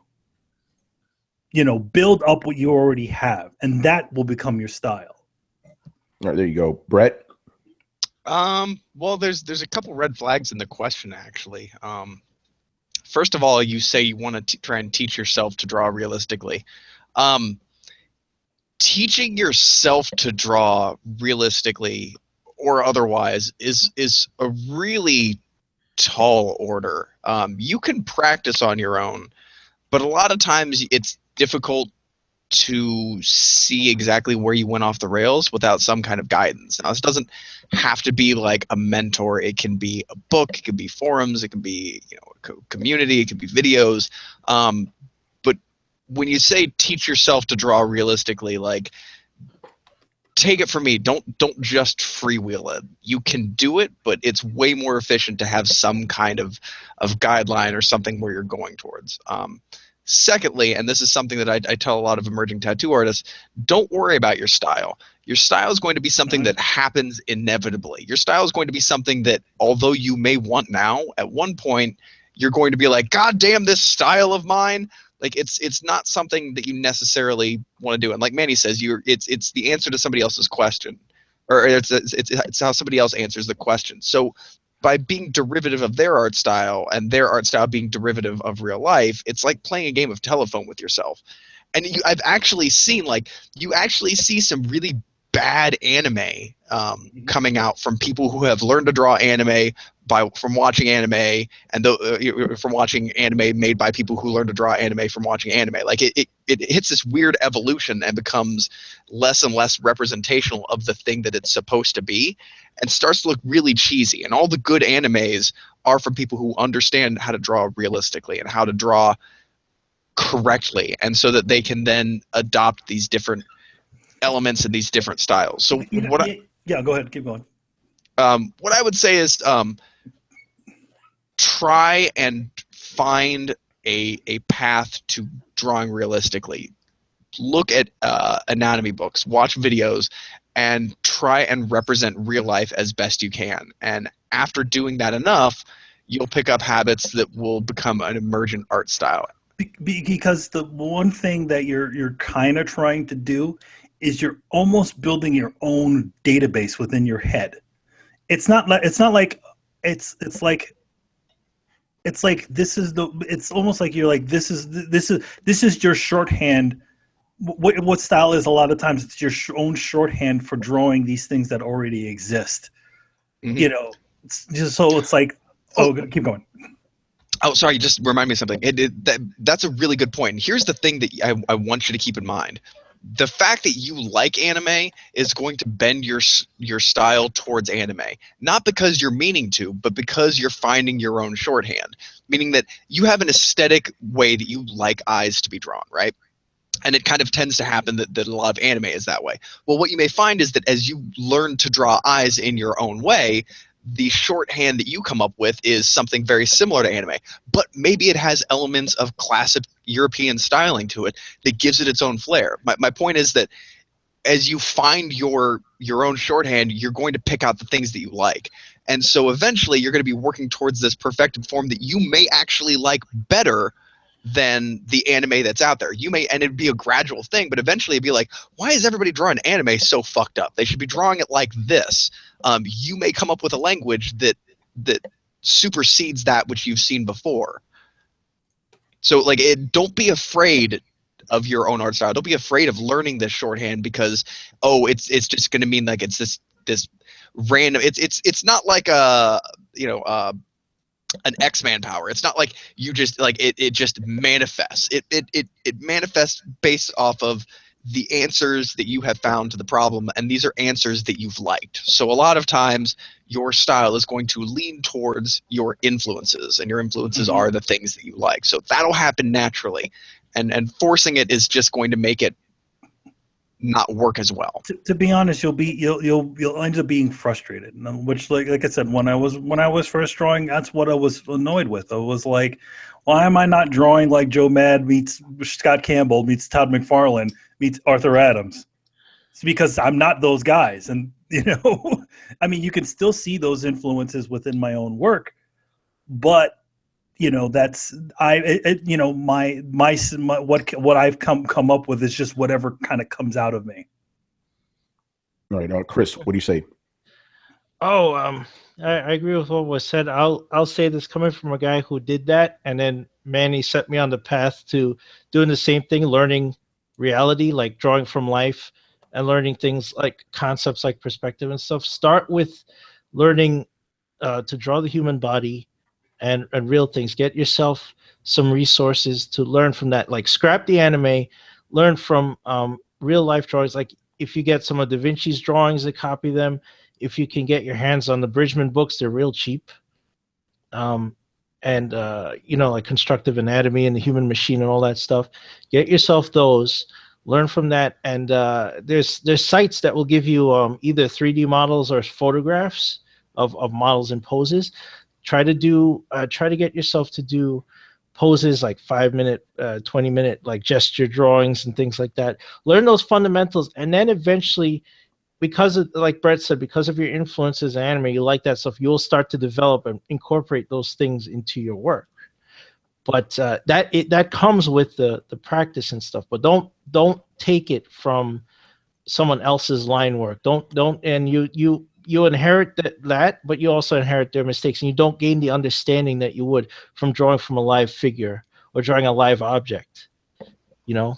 So do that first, and make that the key thing you look at, and the key thing you draw from is from life, not from some other artwork. Yeah, all right. And my little contribution to this is listen to what Manny said specifically about don't fight shit. Don't try to be like somebody. That's the exact reason I stopped drawing, because I wasn't happy that I didn't draw like fucking Jim Lee or Todd McFarlane. Like, I'm never going to be like these guys. I'm done. If I would have stuck with it, I would have developed my own shit. So very important. If you're really serious about it, stick with it. You're going to find your own style. And you don't want to be like somebody else anyway. Let those guys be those guys. You got to be you, you know? There's a lot of guys. Yeah. There's a lot of guys in the industry in the comics industry specifically that clone other artists, but it's also hurt their careers too. Yeah, they get pigeonholed. Yeah, like what was it? Not Chris Pacello, right? No, the guy who drew one of the X-Men. What's his name? Carlos Pacheco. X-Man. What's his face? He drew exactly like Todd McFarlane. Oh, hold on. Who was that? I think you're supporting Manny's case. Roger Cruz? Was it? Yeah, we are supporting his case, actually. Yeah, well, all I know is that the thing is that he drew exactly like Joe Mad. Okay, Joe Mad, you're talking about Perez, not George Perez. What's his name? Something Perez. You know, I know who you're talking about. Yeah, that guy, he drew exactly like Joe Madureira. We barely remember the guy's name. You know, that guy, that's also kind of hurt his career too, because he was told to draw like Joe Mad style. Yeah, because that became like the studio style. Now it's like he has amazing work if you ever find it, and he can't really get any work because everybody remembers him as the Joe Mad clone. Yeah, which is interesting because what's his face? Ed McGuinness, he was the Joe Mad clone kind of too, and he changed. You know, well, that's more that we're talking more about. What's like his name? John Boy. He is the current kind of Joe Mad-ish artist. And yeah, very interesting. But yeah, you got to develop your own style, man. You know, no one's gonna look what happened. We couldn't remember this guy's fucking name. Yeah. You know? All right. Well, okay, but just to clarify, you develop your own style naturally and organically by not trying to develop your own style. Mm-hmm. Yeah. Yeah. Like being a copycat is good, but it'll happen anyway. Like, I can't stress enough, don't worry about your style. Every time you worry about, I want to learn this, but it's not really my style, you're limiting yourself as an artist, and you're limiting your growth. The best thing you can do for yourself as an artist is take the idea of culturing a style and completely throw it out of your head. It'll happen organically in a few years. Yeah, there you go. All right, moving on here. Phantom Vash. First question. This is a fun one. What are your predictions for PlayStation Experience, which is next weekend, or this weekend? Actually, it's already Sunday. I don't know. I really don't. To be honest, I don't care. Well, you know, I was wondering if the Marvel vs. Capcom 4 we'll get to that in a bit. Yeah. You know, I mean, I don't know. I mean, there's nothing. More God of War. I want to see Red Dead Redemption. That's what I want to see. Oh yeah, Red Dead 2. Again, Red Dead 3. Yeah, I want to see more Horizon Zero Dawn. You know. You know what it is? I want to see something that's actually surprising, not just more of the same bullshit we've been seeing. To be honest, something they haven't announced, something they haven't teased, something just out of nowhere. It's like there's your answer, I guess. Something new. Yeah, something actually new. Not something that we haven't that hasn't already been. We've already been seeing for like 2 years in a row. Final Fantasy VIII remake. Yeah. Oh, no, no. That's not even that's not even new. You know what? Be catch me off guard if Square said Chrono Trigger and then dropped the mic. Oh shit. And then like it's a real Chrono Trigger, not that Chrono Cross thing. Oh. But yeah, that's what I want to see. I want to see especially Red Dead Redemption 2. I want to see that. I want to see Horizon, maybe a little Spider-Man. Probably not going to get that. I think they will show it. You think so? I hope you're right, man. They've been advertising it like crazy in those PlayStation commercials, man. Yeah, they have. It's because they have a Spider-Man game. Yeah. I hope we see that. God of War would be nice. Wait, are these predictions or hopes? Both of them. Because he asked about predictions. Yeah. Okay. What do you predict? Okay. Actually. Okay. Yeah. No. I'm going to keep with him. Red Dead Redemption, I'm going to take away. I don't think they're going to show that. But prediction, I definitely think they're going to show Horizon. They're probably going to show maybe a little Spider-Man. God of War, maybe. They're probably going to show Days Gone. Uncharted for DLC. What happened? Last Guardian is coming out literally. Yeah, next week. That week. That's why they're going to fucking show it, because the only thing that they're going to show they're going to show the Horizon Zero Dawn. They're going to show a bunch of shit that you're like, yeah, I've known about this stuff for a fucking year. By the way, but Phantom Vash, who's actually in the chat right now, says both hopes and predictions are okay. By the way, we can cheat right now and look at the games that are going to be shown. They already listed them. Oh man, sure, cheat. No, but I'm going to look at it. But what do you guys hope / expect to see? I don't expect to see much of anything. It's not E3, and even at E3, PlayStation Sony hasn't had a whole lot to fucking say. So what about VR, Brett? Wait, what do you mean? What about VR? PlayStation experience. You don't think you're going to show anything VR related? Again, like there's not enough stuff coming out. Like the radar on this kind of stuff is really big. I know all the games that are coming out, and I know all the games. Like, do I think that they're going to show me a new VR game that's going to come out in the next 6 months? No. There's about 4 good VR titles coming out in the next year, maybe. And there's probably about 5 good titles coming out for the regular console in the next year-ish, and those will be the ones that they fucking show. Where we're not going to have another Fallout upset. Yeah, and that's the sad thing about VR is like, what? Like, you released VR this year, and there's hardly any like real games for it. It's like, there's not any games for real console. There's not any games for anything. Like that's, I agree with that, but I have a problem laying that at VR's feet, because my regular PlayStation like isn't exactly like bristling with games right now either. And I'm pretty sure if I would be any better if I were on the Xbox side. I own a PC. I looked at the Steam sales. Like there's. Oh, sorry. If you're talking about exclusives, then yeah. But third party, there's like games been coming out every other week. I didn't know Yooka-Laylee was coming to PS4.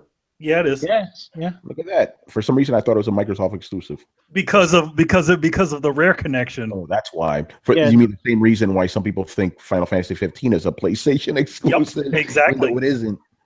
Very interesting. I'm looking at the games right now. A lot of this stuff, Manny, Last Guardian is going to be there. Until Dawn. Why? Who cares about Rush of Blood? That was stupid. So you mean the stupid VR version of it? Yeah, the VR game. Nobody liked that thing. The Uncharted DLC's coming. Survival. The shit we should have gotten. Co-op. So wait, so they're not doing the story DLC? No, this is the co-op DLC that should have been day one with the game, because every other Uncharted had it. I don't know. I mean, do you really want to go back to that? I'll play it. If you guys are down, I'll play. But you know what? I'll play. Shit, fuck it. If it's coming with it, if I don't need to spend any extra money on it, sure. Yeah, I don't know. Yeah, this lineup looks a little lackluster, to be honest. We'll see.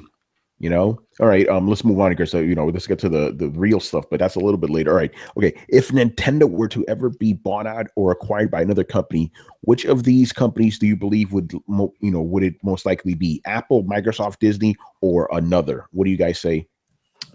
Well, you know what we're gonna say. I would say probably Disney. Yeah. Interesting. Why is that?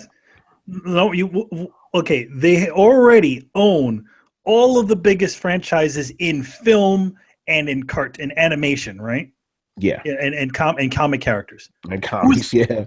Who's to say they don't want to buy those friggin' characters from friggin', Nintendo? And they're also not connected to all the other bullshit. Sony wouldn't, the guys at Nintendo would never sell to Sony because they hate fucking Sony.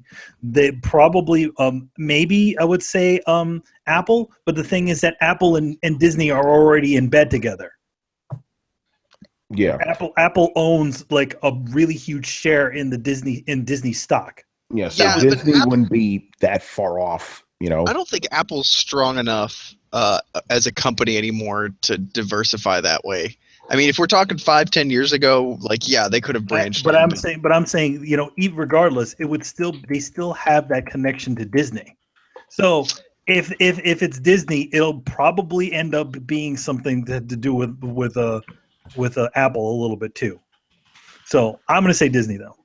All right. I'm going to go with the answer me and Chris have been harping on for like a month or two now. Apple. Again, why would Tim Cook go to Japan just for a little photo op? They're talking.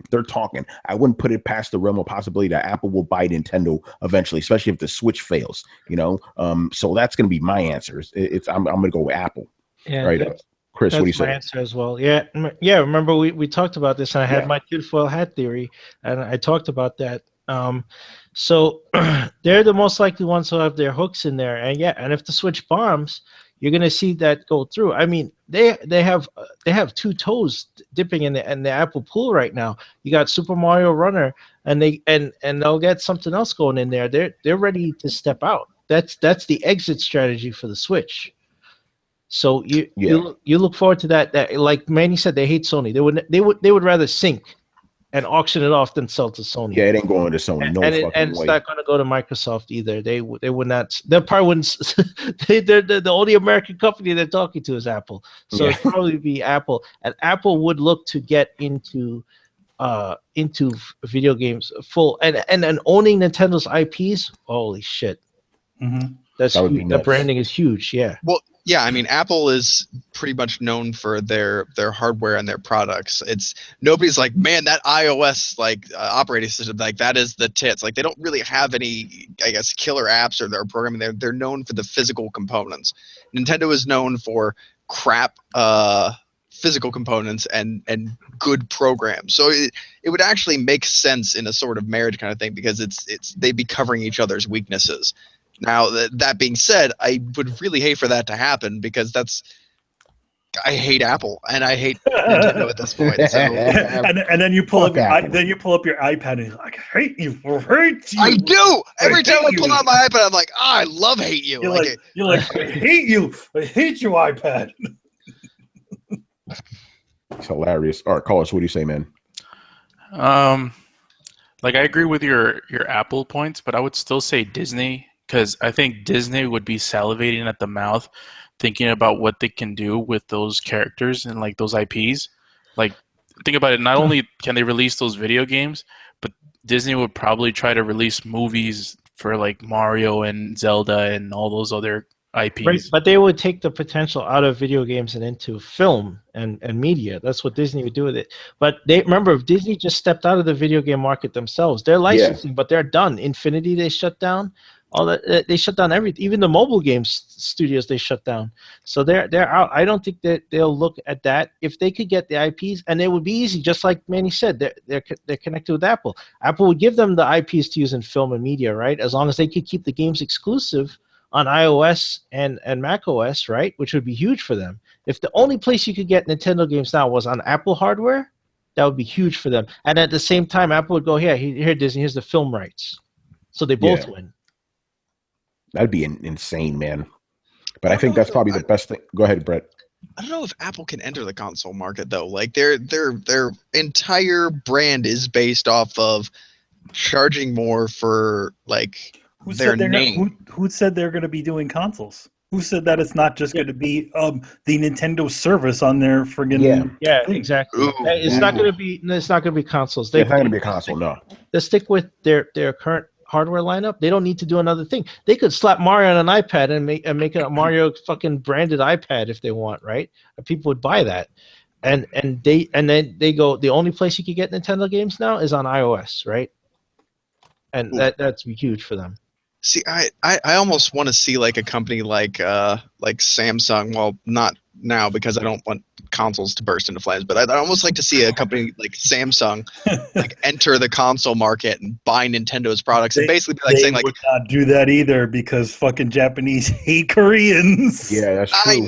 I know, but I'd like to see another company basically step in like, look, we're going to manufacture a console. We're going to use you for our biggest third-party support, but we're also going to manufacture a console that is in spec with or in line with the other consoles so that we can have multiplats. So we will therefore make an environment where you can play Nintendo games on a current gen console as well as playing your Call of Duty on that. Like, we will facilitate this since you can't be fucking trusted to do it yourself. Oh, man. Right. I'd like to see that. I don't think it's going to happen.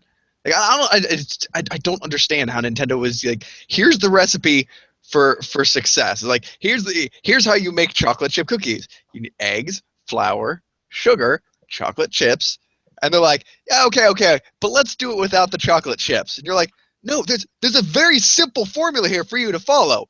Release something that's as strong as the other consoles, garner good third-party support, and continue to release good first-party games. And you'd be printing money. But no, you can't fucking do that.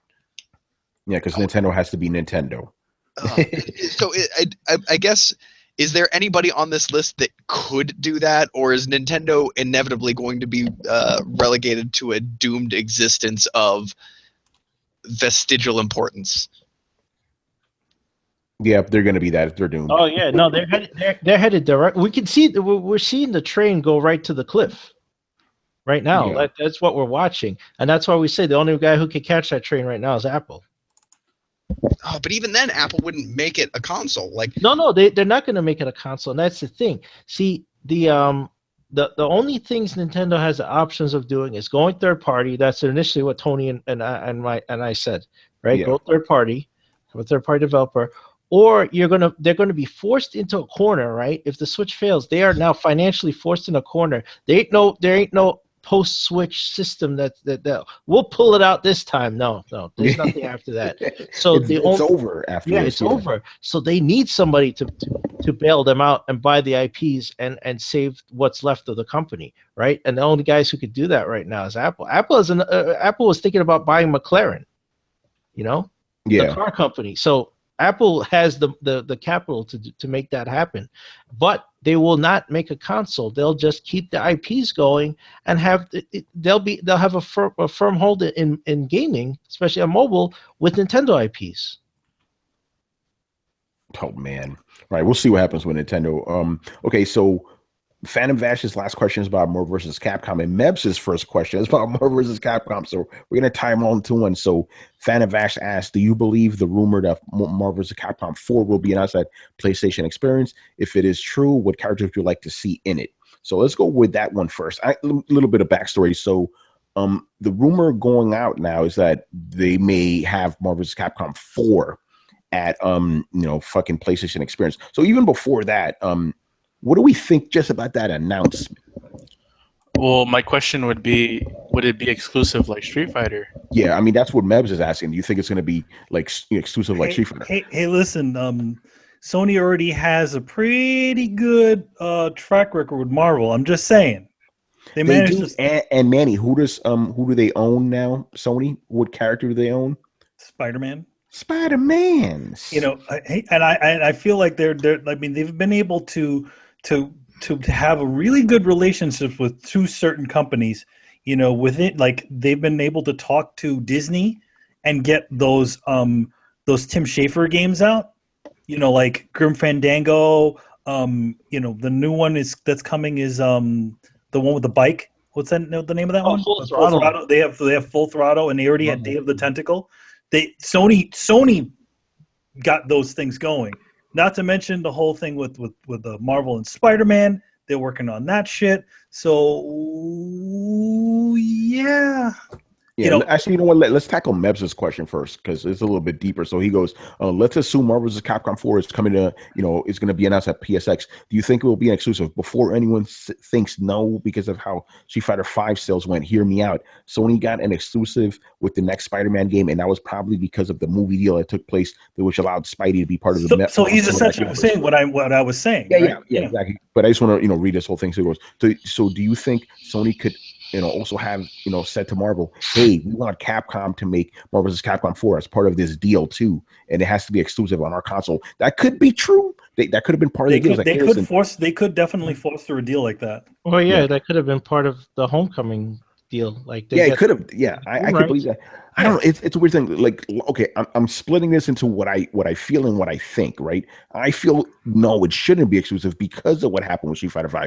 Horrible, horrible thing. If it was on Xbox, it probably would. Actually, I don't know about that because it was still been a half a game. But in general, I feel it shouldn't be an exclusive. What I think it will be an exclusive because of all these deals going on. It is a lot cheaper to develop for only 2. It is. You focus on too many. Like you said, it's coming to PC. Oh yeah, I said 2. So I think it was probably part of the deal. It's like, hey, we got Spider-Man Homecoming. Can we also get this game too? I think that's coming. So I'm not gonna say yes. This rumor's coming. We're gonna find out by Friday, I guess. But let's go with it. Marvel vs. Capcom 4. First of all, is anyone actually excited about it? I want to be honest with you, man. Not really. Not me. I was super excited for 3 when it was coming out, and that was a big. Then you played 3. Then I played it. Yeah. Yeah, that's. And it had motherfucking Cyclops, man. Yeah, what's up with that character. shit? Yeah, thank you, Carlos. That's my dude, Cyclops. Here's the thing. I'm going to be honest with you. This is going to be controversial to guys listening. No one in this room is going to give a fuck. They might agree with me.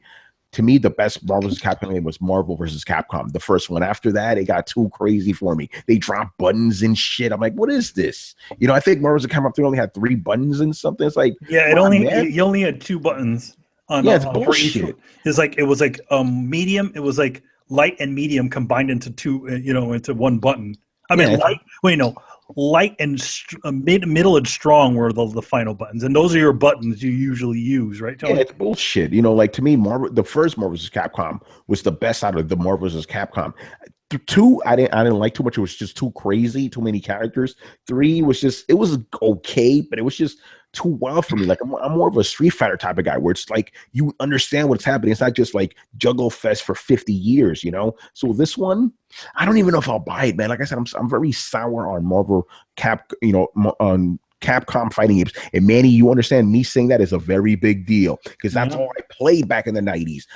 The reason I bought a Sega Saturn was because it had all the Capcom fighting games on it, right? The best version of them. So me saying I don't want to play another Capcom fighting game says a lot, and that's all because of fucking Street Fighter ruining it, So if it's announced, great. I don't care. I'll be honest with you, man. Don't give a fuck. I agree. I mean, when I saw the 4, I wasn't really that excited about it because that last one I really didn't care for. I bought it, and I played the hell out of it. But at some point, it's just like it didn't.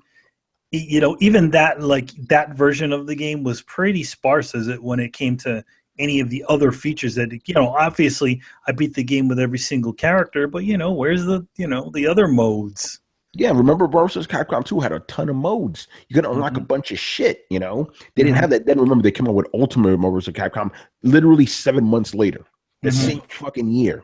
Okay, that's when I tapped out. Well, no, when Marvel vs. Capcom 3 came out, that's when I was like, this is fucking it's stupid. It's dumbed down. I swear to God, they just came out with one a little bit ago. Like this, fuck this shit. I don't know. The response I keep wanting to say is like, but just because you used to like something doesn't mean that you should still like it. Like I used to like Kraft macaroni and cheese, and I don't anymore because I fucking grew up, and they didn't. Like I feel like Capcom as a company has just been like slowly taking just a little bit of a shit in each one of their games. Like the past 10 years. A little bit of a shit, Brett. A little bit. Here's the thing, though. I mean, by the way, I need to stop the whole conversation right now. I find it funny that last week I was in here talking about how I don't eat macaroni and cheese. I'm not a little kid. Brett just said that, and it's fine. No, he said crafts. I said Kraft. That's Kraft macaroni and cheese. Yeah. Okay, so there's a difference between. There is a definite difference between macaroni and cheese. I and eat Kraft macaroni real and cheese. grown-up mac and cheese now. Okay, we need to talk after show because I'm like, I just said the same shit last week and you guys got on my ass. Because we're not talking about Kraft macaroni and cheese. That's like saying like popcorn from the movie theater is the greatest thing ever. It's not. Yeah. So you guys are eating like gourmet macaroni and cheese? Fuck yeah. Okay, because by the way, okay, we're gonna move on. Baked macaroni and cheese is the shit. Okay, because we're gonna move on. But to me, I just want you guys to understand. Just to my ears, hearing that's like saying, I want a hamburger and going to fucking Burger King. You don't get a good hamburger from Burger King. Because I'm like, was it cuisine version of macaroni and cheese? That's like gourmet hot dogs. It's like, really?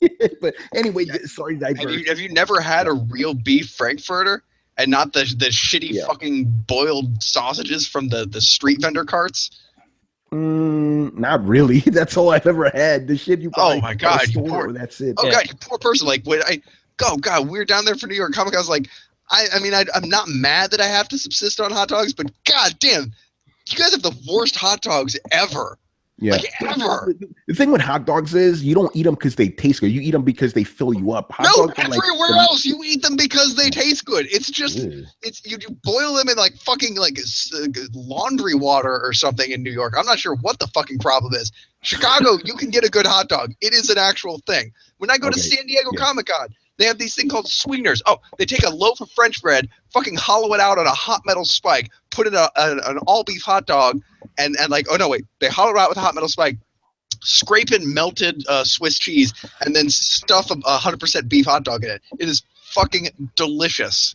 I gotta have that shit. By the way, sorry people for me diverting the whole conversation, but I went Brett. So I'm like, wait a minute, I said that, but apparently there's different kinds of macaroni and cheeses out there. But anyway, Marvel vs. Capcom 4, I don't care.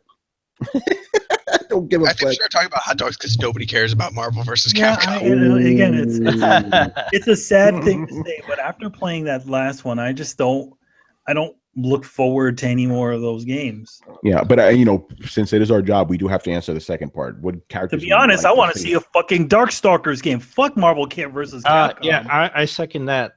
Yeah, well, you know what happened, right? They released that Darkstalkers, remake or whatever. Nobody bought it, and they're like, "Oh, nobody cares about Darkstalkers." Yeah, how about you release the new game and get a whole new bunch of fans? Most people who played the original Darkstalkers don't remember it, so you have a whole new batch of fans. Put out the monster game.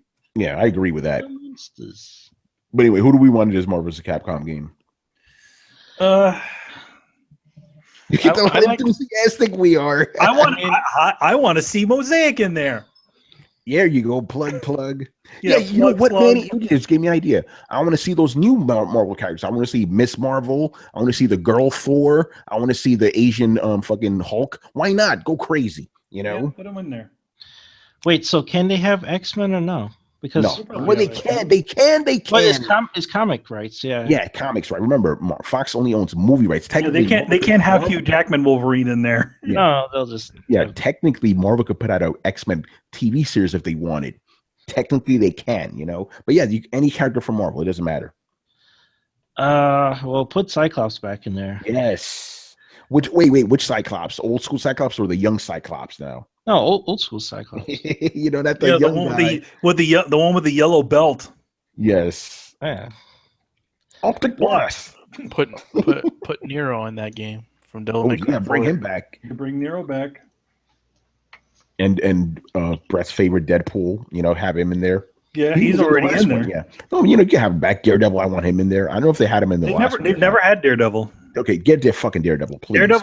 Daredevil was in. Well, here's the thing. the thing about this game is that if it does come out, it's going to be all the popular characters that you've seen in other media. Daredevil's popular now, though. Yeah, Daredevil's popular. You're going to see Luke Cage. They're probably Luke Cage here for hire. They're going to probably throw Jessica Jones in there because they can. Yeah.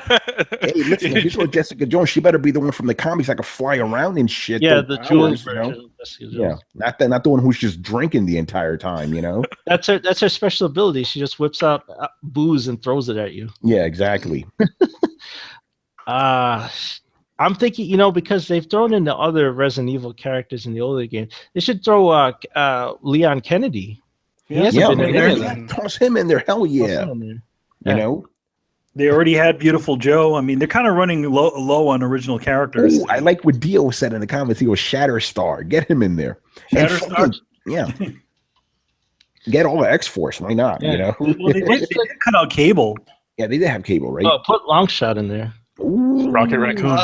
Did Capcom make Darksiders? No, Capcom. that Darkstalkers. Darksiders was Joe Mad's company. Yeah. That old THQ studio. Yeah. Oh, THQ, that's right. Yeah, you can't have battle chasers in there either. It feels like a Capcom game because Joe Mad kind of draws Capcom style. Yeah. What about battle chasers? Even though maybe battle chasers versus fucking Street Fighter. Cool. Oh man. All right, I want to move on. Okay, Mebs. All right, his second question is, with the potential release of a new fighting game being released by Capcom, I started thinking about Street Fighter V. Recently, Yoshinori Ono stated that Street Fighter V will be supported for another 4 years. They did say that until 2020. No doubt you've also heard about how there's been a higher number of tournament entrants for Street Fighter V than there was for Street Fighter IV. With that said, do you feel that Street Fighter V is a failure even though the sales were below Capcom's own expectations? Yes. Yeah, it was a failure. Listen, if you come out of the gate, if you project we're going to sell X amount and it goes below that, that is technically a failure. That's just how it is. Well, not only that, but to our expectations, it was a failure. Yes, it was. Like, sales don't really mean anything when we buy it. It's whether the game made it for us or not. Was it worth the purchase? It wasn't a failure for the FGC guys who this game was made for, but that's always been our problem. They didn't give a fuck about us. The guys who've always been there before the FGC even fucking existed, they didn't give a shit about us anymore. As a matter of fact, doesn't that remind you about Nintendo? They had a core set of fans, right? Then they catered to these other assholes and they left everybody else behind, you know? Yeah. It's bullshit, you know. So yes, it was an unequivocal failure, you know, on every level. Financially a failure. It failed the fans, you know. It only catered to this small little niche. Like Manny says, these FGC guys, they're not buying the fucking game. They're getting it for free so they can play in a tournament. They're getting it for free because the people because Capcom thinks that they're essentially live demos.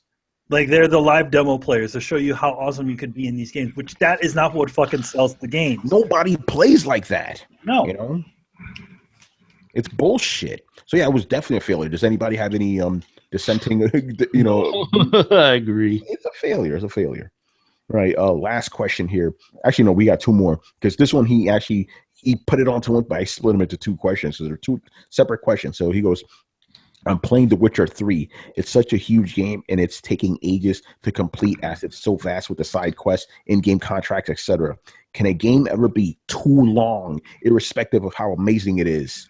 Yes. Yes, it fucking can. But the perfect example for this generation was Dragon Age Inquisition. I love this fucking game. It was literally 40 hours too fucking long. I'm like, okay. What about the Alien game? Exactly. Yeah. 15 hours you could have cut from my shit and would have been even better. It's like I said, it's like, okay, let's say you like a specific kind of hamburger, right? You eat it. It's fantastic. Here, have another one. Great, I'll have another one. Eat it. Here's the third one. Kind of good, but this burger does taste good. By the time you're eating a fourth burger, it tastes exactly the same as the first one. You've had enough, you know? So you could definitely have too much of something good, you know, for sure. I know some people out there is like, no, fuck it. Give me, you know, but I'm not that type of guy. It's like, give me a good amount, you know, that's satisfying. Alien Isolation. You do realize you can stop, right? But like the game is still there, understand? Well, that sounds like a you problem. Yeah, but how is that a me problem? Like, okay, they're making this game for you to play the entirety of it. It's like, okay, here's this big meal. You need to stuff it all down your fucking throat. You know, it's like I don't want to eat this shit for 2 weeks, man.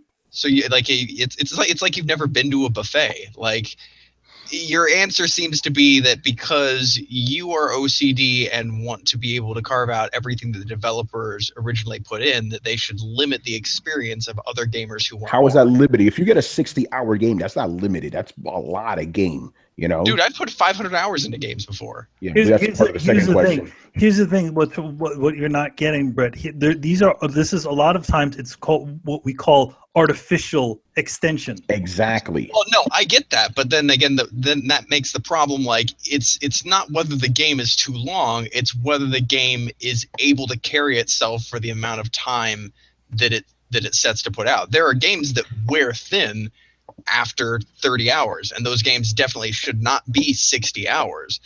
But that's not the problem. Isn't that the game isn't or the problem isn't the game is too long. It's that it doesn't have enough substance to support that amount of playtime.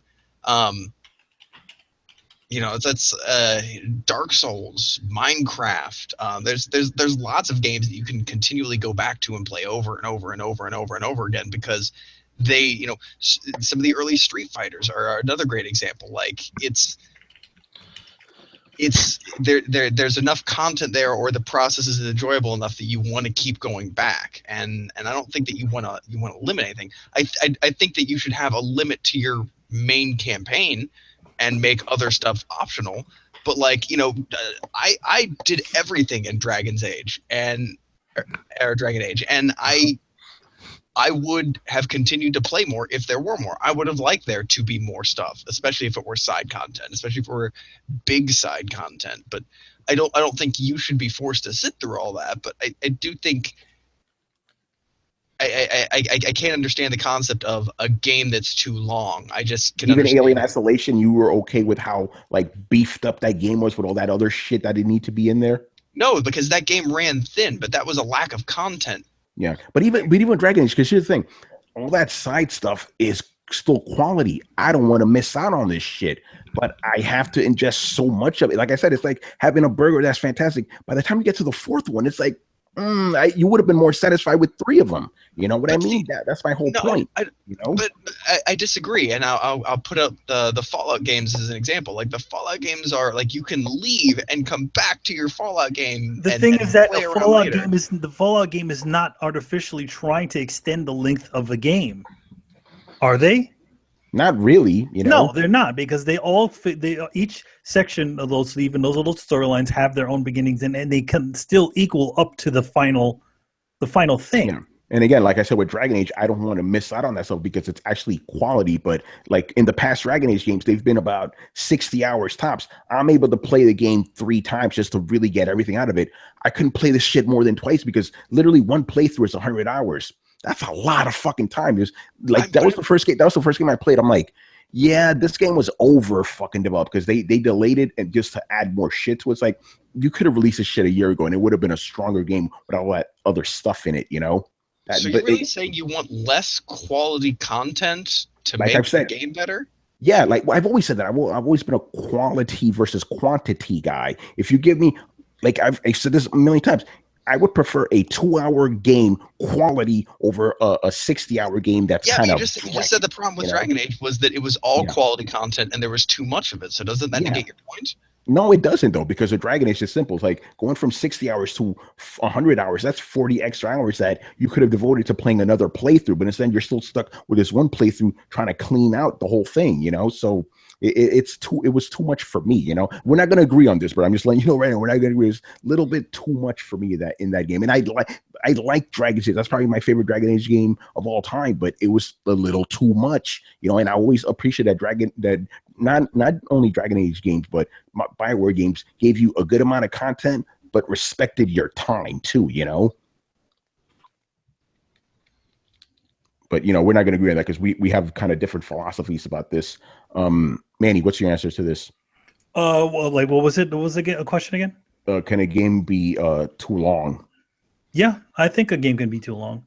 When I feel that point of monotony, you know, where you're just constantly doing the, you know, just turning the gears of the same like thing over and over and over again, I feel like that's when the game is too long. Or when I start feeling like, hey, hey, this why is this keep going? I don't like to feel that feeling. I don't like to feel like my games are a chore, because when my games start to be a chore, that's when I start to lose interest. That's what happened with the Castlevania Lords of Shadow. Well, there was other problems. That was just there was other problems with that because of gameplay and all kinds of other things with that. But the biggest issue with that is that game, like by the time we got to the final level where you're on the dumbass rocks and shit, I'm like, we have already weared out our welcome a long time ago here. Here's another one. You'll agree with me on this one. Puppeteer. Great game. Lasted too long. I couldn't finish. I'm like, listen, why is this game going on forever? I got what you needed to say. Finish this shit already. The thing about the Puppeteer is that it just loses something. Like, it just starts to get more watered down as you get further on. I feel like they could have just chopped out a few more levels and made the experience a little bit tighter. But you have those really strong, early episodes or levels, and then the later episodes, it's like, okay, we're doing the same thing again. And you know why they do that though? They do that because it's like, oh, gamers want more gameplay, so let's give them more. So, you're just filling it up with a bunch of dreck. And that's the thing. It's like nowadays everybody expects there to be all this, rather than nobody thinks about quality anymore. Everybody's more concerned about how many hours they can play the game. But any motherfucker out there who looks at the goddamn trophy list knows that 90% of the people get the friggin' first trophy and close the game down. It's funny, yeah. It's like, you want hey douchebag, you want a 40-hour game? How would you play the 40-hour game? Yeah, exactly. Where's the final trophy? Beat the last boss. Yeah, I don't see that shit. It's funny. Anyway, Chris, what do you say, man? No, I agree with you guys. Like, on the basis alone of monotony and just grinding, there's games that artificially extend playtime, having you like level up or do fetch quests, or where it's just repetitive. Alien Isolation is a perfect example. That game was way too long. You were just doing the same things over and over again, How many times can I hide in a locker or crawl around? And I was like, where am I going? Like, it just kept going and going. But I think that suffered from that. And even though, like, games may have quality or plenty to do, and like Dragon Age, I mean, it's like, it's not about content, because that's not like Fallout. Like, Dragon Age isn't open world where you can just run around and do whatever you want, or you can like make your own fun. Like, Brett, you built a damn castle, right? And Fallout, like, you could make your own fun. You could ignore cries for help and whatever, and be like, you know what? I'm going to build my fort, my super fort. I ignored everybody like in my town. I was like, here's mattresses. Good luck to you. And I just walked off, and did what I wanted to. But that's a different type of game. You just make your own fun. GTA, you could just do whatever you want. So that's like a sandbox, so you have infinite possibilities of doing whatever. But with a game with a narrative, like, if it gets repetitive or it's just the same stuff over and over again, it's gone on too long.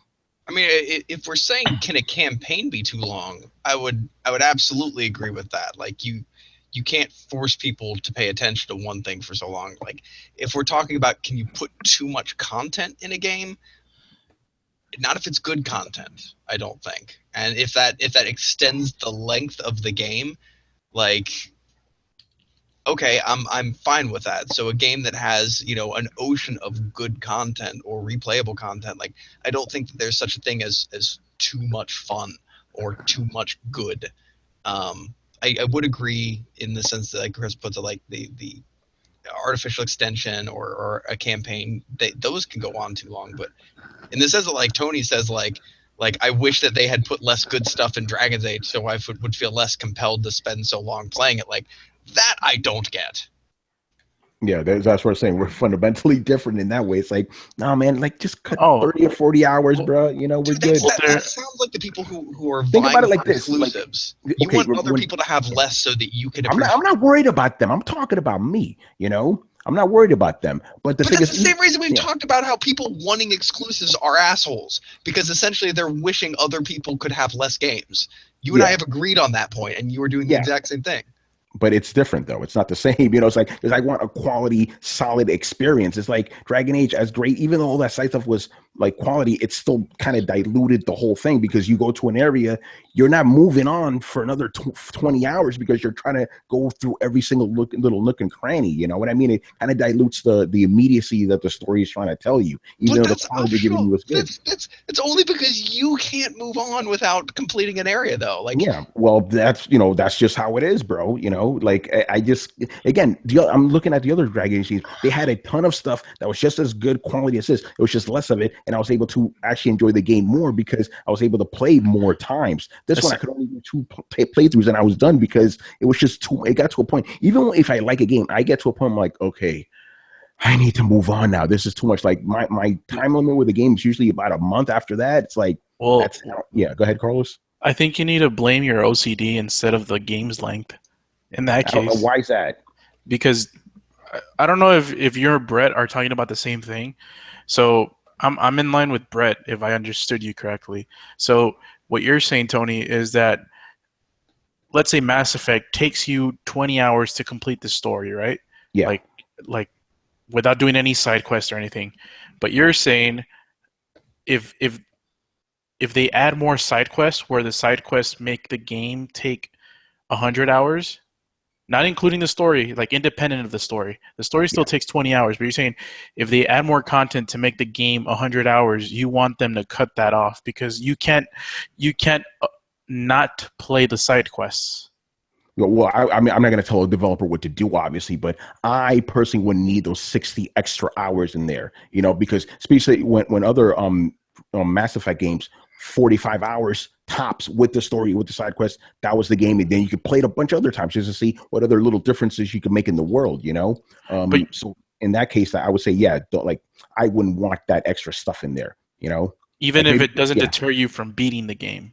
But that's not the way most people play, though. When they play, they want to get everything in there, I know there's some people that just rush through it, I think that's you and like platinum people who just want to get platinum trophies. Yeah, that's what I'm saying. I quit games all the time. I'm not doing this mission anymore. I'm back to the ship. The thing is, I'm not so, alone in this, because Chris and Manny kind of agree with me. You can't have a game that's too long, No. Well, I don't know. If we had Brian here, he'd be on your side. So we actually would be split down the middle in this regard, Because like what Chris and Manny were talking about, Alien Isolation, is that the game was deterring you from beating the actual game. Like it was padding time. Like it was padding content to beat the actual game. Yeah.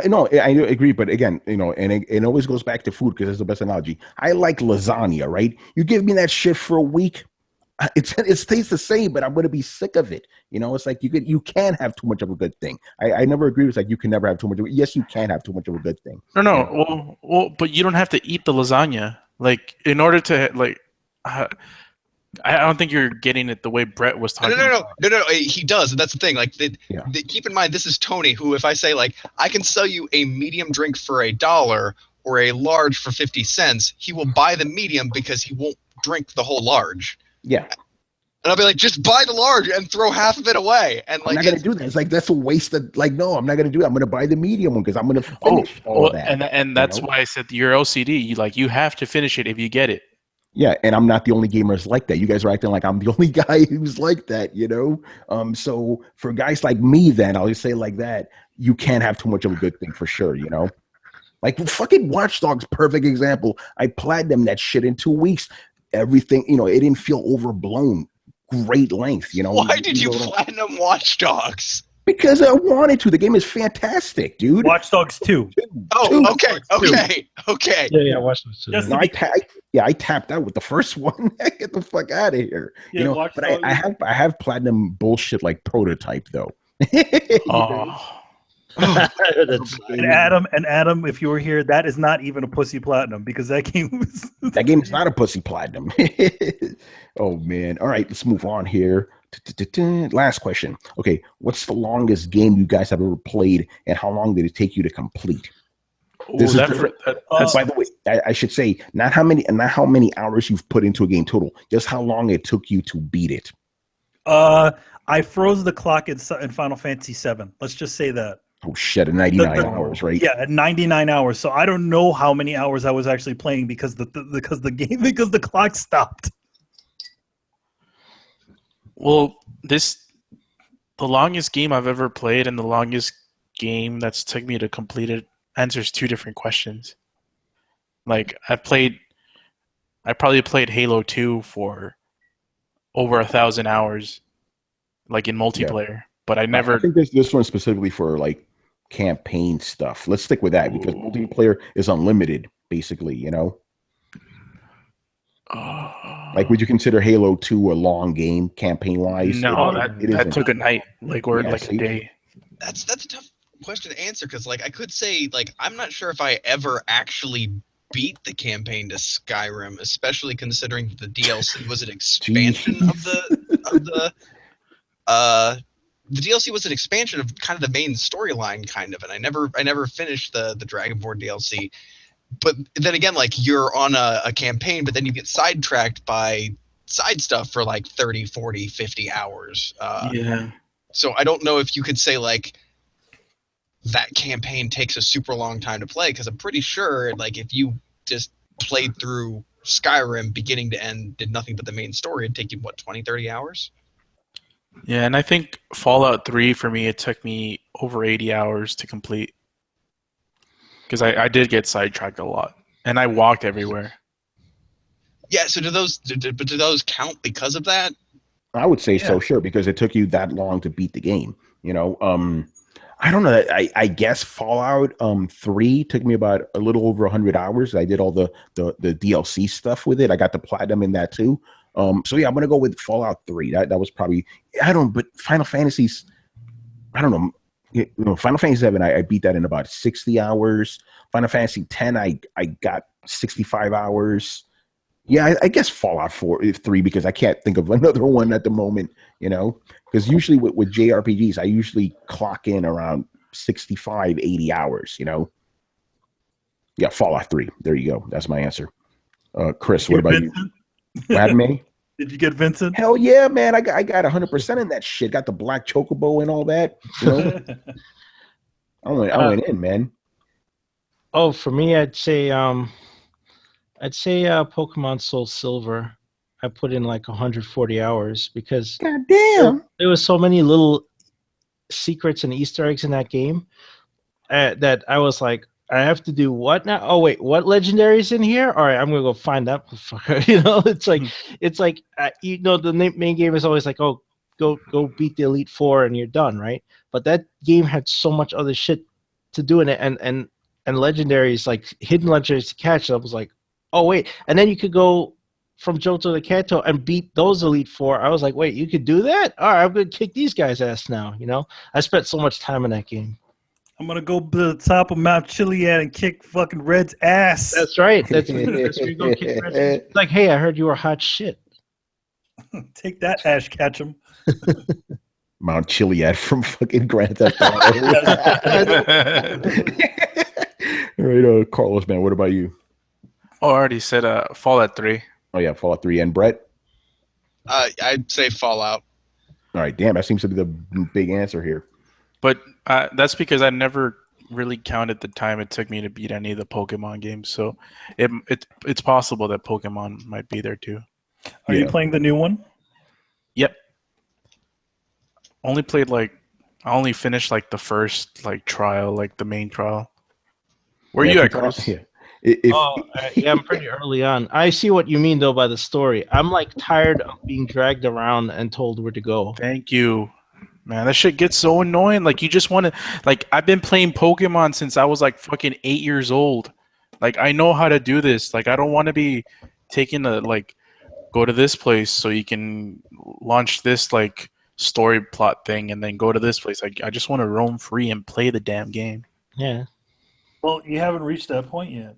No, I mean, this game was definitely made with the hand-holding mentality in mind.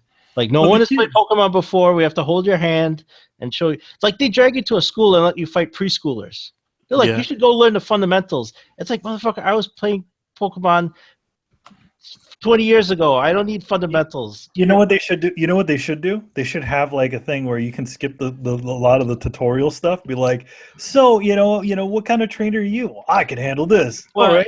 I mean, it's what like Kristen likes to call mandatory fun time. And I call that too. Like, Japanese games, they do that, right? Especially Nintendo is especially guilty of that, because any game would ask you, "Hey, have you played this before?" If you say yes, you don't get any of that bullshit. If you say no, then you get the hand holding, right? Any other game would do that, but not Japanese games. Yeah, no, it's just hand holding whether you want it or not. Yeah. So I'm like 3 hours into the game and I'm still getting my hand held. So annoying, man. Yeah, Kristen says she thinks that this game was meant for people / kids new to the franchise, but isn't that every game? Oh, shit. Yeah. She says it's like 30 to 40 hours. That's not too bad. All right, move on here. Last two questions from Mr. JK Livewire, but we're not actually going to answer the first one because he asked, what game do you think needs a sequel or remake? We've answered this many times before, dude. So just check back to one of the previous episodes. He wants Legacy of Kain. Me too, God damn it. Bring that shit back. I've been yelling about that forever, He goes, Legacy of Kain needs a sequel, not a fucking reboot. At this point, I'll take either. I just want to play one of those games. Jesus. Well, it's sad to say, but like none of the people who made the original Legacy of Kain games, they're even around. They're not. Yeah. It's crazy, man. Not to mention the audience. You'd have to reboot it. Like you can't have like a sequel because like most gamers would be like, Legacy of who's a what? Yeah, they wouldn't know what the fuck you're talking about. It's already been so long, but it would have to be a reboot. They have to redo a reboot. Yeah, just like Tomb Raider, they have no choice. But I mean, for the funny thing about Tomb Raider is it's kind of always been around. Legacy of Kain just went away, Yeah, because for Tomb Raider games, really, do you really play a Tomb Raider game for the story? Seriously? Not really. I do. All right. Just like nobody plays Uncharted for the stories either, right, Manny? What I play for the story? No, Torrent. That's what I'm jabbing. Nah, Torrents. no, he didn't. Nah, man. No, he didn't. Uncharted has a much better story than the Tomb Raider. Yeah, Torrent says nobody plays for the story. Torrents, the troll, the eternal troll. All right. I should draw him as a troll. Trollins, man, I'm telling you. Trollins. Okay, so this is an interesting one. Okay, do you guys feel that you're not as excited for games like you used to be? I feel that now, and it pisses me off because I fucking love games. But when I do buy a game, I feel that I don't feel that same enthusiasm for when I'm about to play it. I felt that with the Phantom Pain. I was hyped as fuck all year, and when I got it, nothing. Do you guys ever feel like this, or is it just me? It's not just you. No, it's not just you. And it's not because games are stable. Like they're getting worse. Like if you think about it, like we're all grown ass men and we get super hyped up for Marvel movies. Like we still get hyped up for things that are worth getting hyped up over. But video games, they've hit a lull, like this saturation point where they just released sequels and they don't innovate as much as they used to before. So we don't get as hyped up. It's like we play the Phantom Pain, we play Uncharted 4, we play Gears 4, and it's more of the same. It's good games, they're still good games, but it's more of the same, and they don't really warrant like our exuberant praise. But the other thing about the whole situation is that, innovation costs money. And I feel like, and it's also a huge risk. If they decide to do some sort of crazy stuff, there's a big chance that may not hit as well. So for a lot of these sequels and stuff like that, they're very safe. Yeah. A Gears of War 4 or 5 is a lot safer than, new franchise number one. But see, the problem is like all the studios haven't learned lessons that big guys have done. Like Rockstar. Rockstar will test things. What was table tennis for? That was a test. That was a test as a mechanic that they put in GTA, right? Mm-hmm. Look at Manhunt. Manhunt was another test. Yeah. Find the fight system for GTA. Those are test games. EA will not test anything. They're just like, no, another Call of Duty. No, 2 a year. Yeah, they're always concerned with putting out big statements rather than taking the time and doing maybe a smaller statement, which focuses on one aspect of gameplay they want to include in their big statement. Right, and you see that with Rockstar it works, but they never imitate it. That's why last Throwdown we were talking about with Ubisoft saying they're going to change their monetization. Now they catch up, like, oh gee, fucking GTA 5, they've had free DLC forever, but maybe we should monetize differently. No, yeah, oh, okay, yeah. They just learned that now. GTA's been out for 3 years. Table Tennis was out years before that. Like, they don't learn. They don't want to test. They don't want to take risks. Mm-hmm. And the thing is that it doesn't even need to be a big risk. You can take a small risk, have a nice small team, do a nice little, a little game, but then at the same time, will the community even respect something like that? If you release, something like a Manhunt nowadays, which is 6 hour, 7 hour, sort of game, no multiplayer, stuff like that, will that even hit? It would be a complete disaster, dude. Because half the the people that are playing it for now are like, oh yeah, this is a really good solid game, but it doesn't last 50,000 hours. Yeah. That's the problem. Everybody wants these. Why do you think we have so many open world games now? Because they give you like a shit ton of content. The problem is most of that content is garbage, To be honest, it's like if you were able, I remember when I beat Grand Theft Auto Vice City, right? Yeah. Right? I skipped all the bullshit. I just went and took taxis to all the different places and cleared the game out. And that game wasn't even officially that long once you went through the actual campaign without gallivanting around and not driving to the other locations. But yeah, nowadays it needs to be at least 60 hours. It needs to have multiplayer. It needs to have a ton of DLC. It needs to have season passes. All this shit. But I mean, even so, a game like Manhunt wouldn't survive, which is sad. Could we even have that, or even have that as even putting it as a title that's not as expensive will also scare people away because they think, oh, it's only a $50 or $40 game. It must mean that it's shit. Listen, the only reason we games cost $60 is because we allow it to. We think, oh, $60, that means it's a quality game. Oh, $40, it must be shit. It's a stupid way of thinking, That's not true. How's that? Well, I mean, there's been a problem with games. You have to have a certain price point, otherwise it's not worth the retailers to put you on the shelf. So unless we're talking about a purely digital ecosystem, no, it's not just the fact that we demand that a game costs. If the Order 1886 only cost you about $35, would people still complain? Yes. They would still complain that the game is not 50,000 hours, even if it costs only $30 to buy. Yeah, no, you're right about that. No, Brett, I see where you're going with this, but you're gonna honestly tell me that a disc and a fucking cartridge, or whatever holds a disc cost a lot of money these days? No, it's not that it costs a lot of money. It's that, for instance, Walmart doesn't want to carry any game that costs less than $30 new, because when they discount any game, you notice you'll never see a game in the actual Walmart section where they keep the games under $20. If it goes under $20, it no longer it warrants shelf space and it gets thrown in a bin.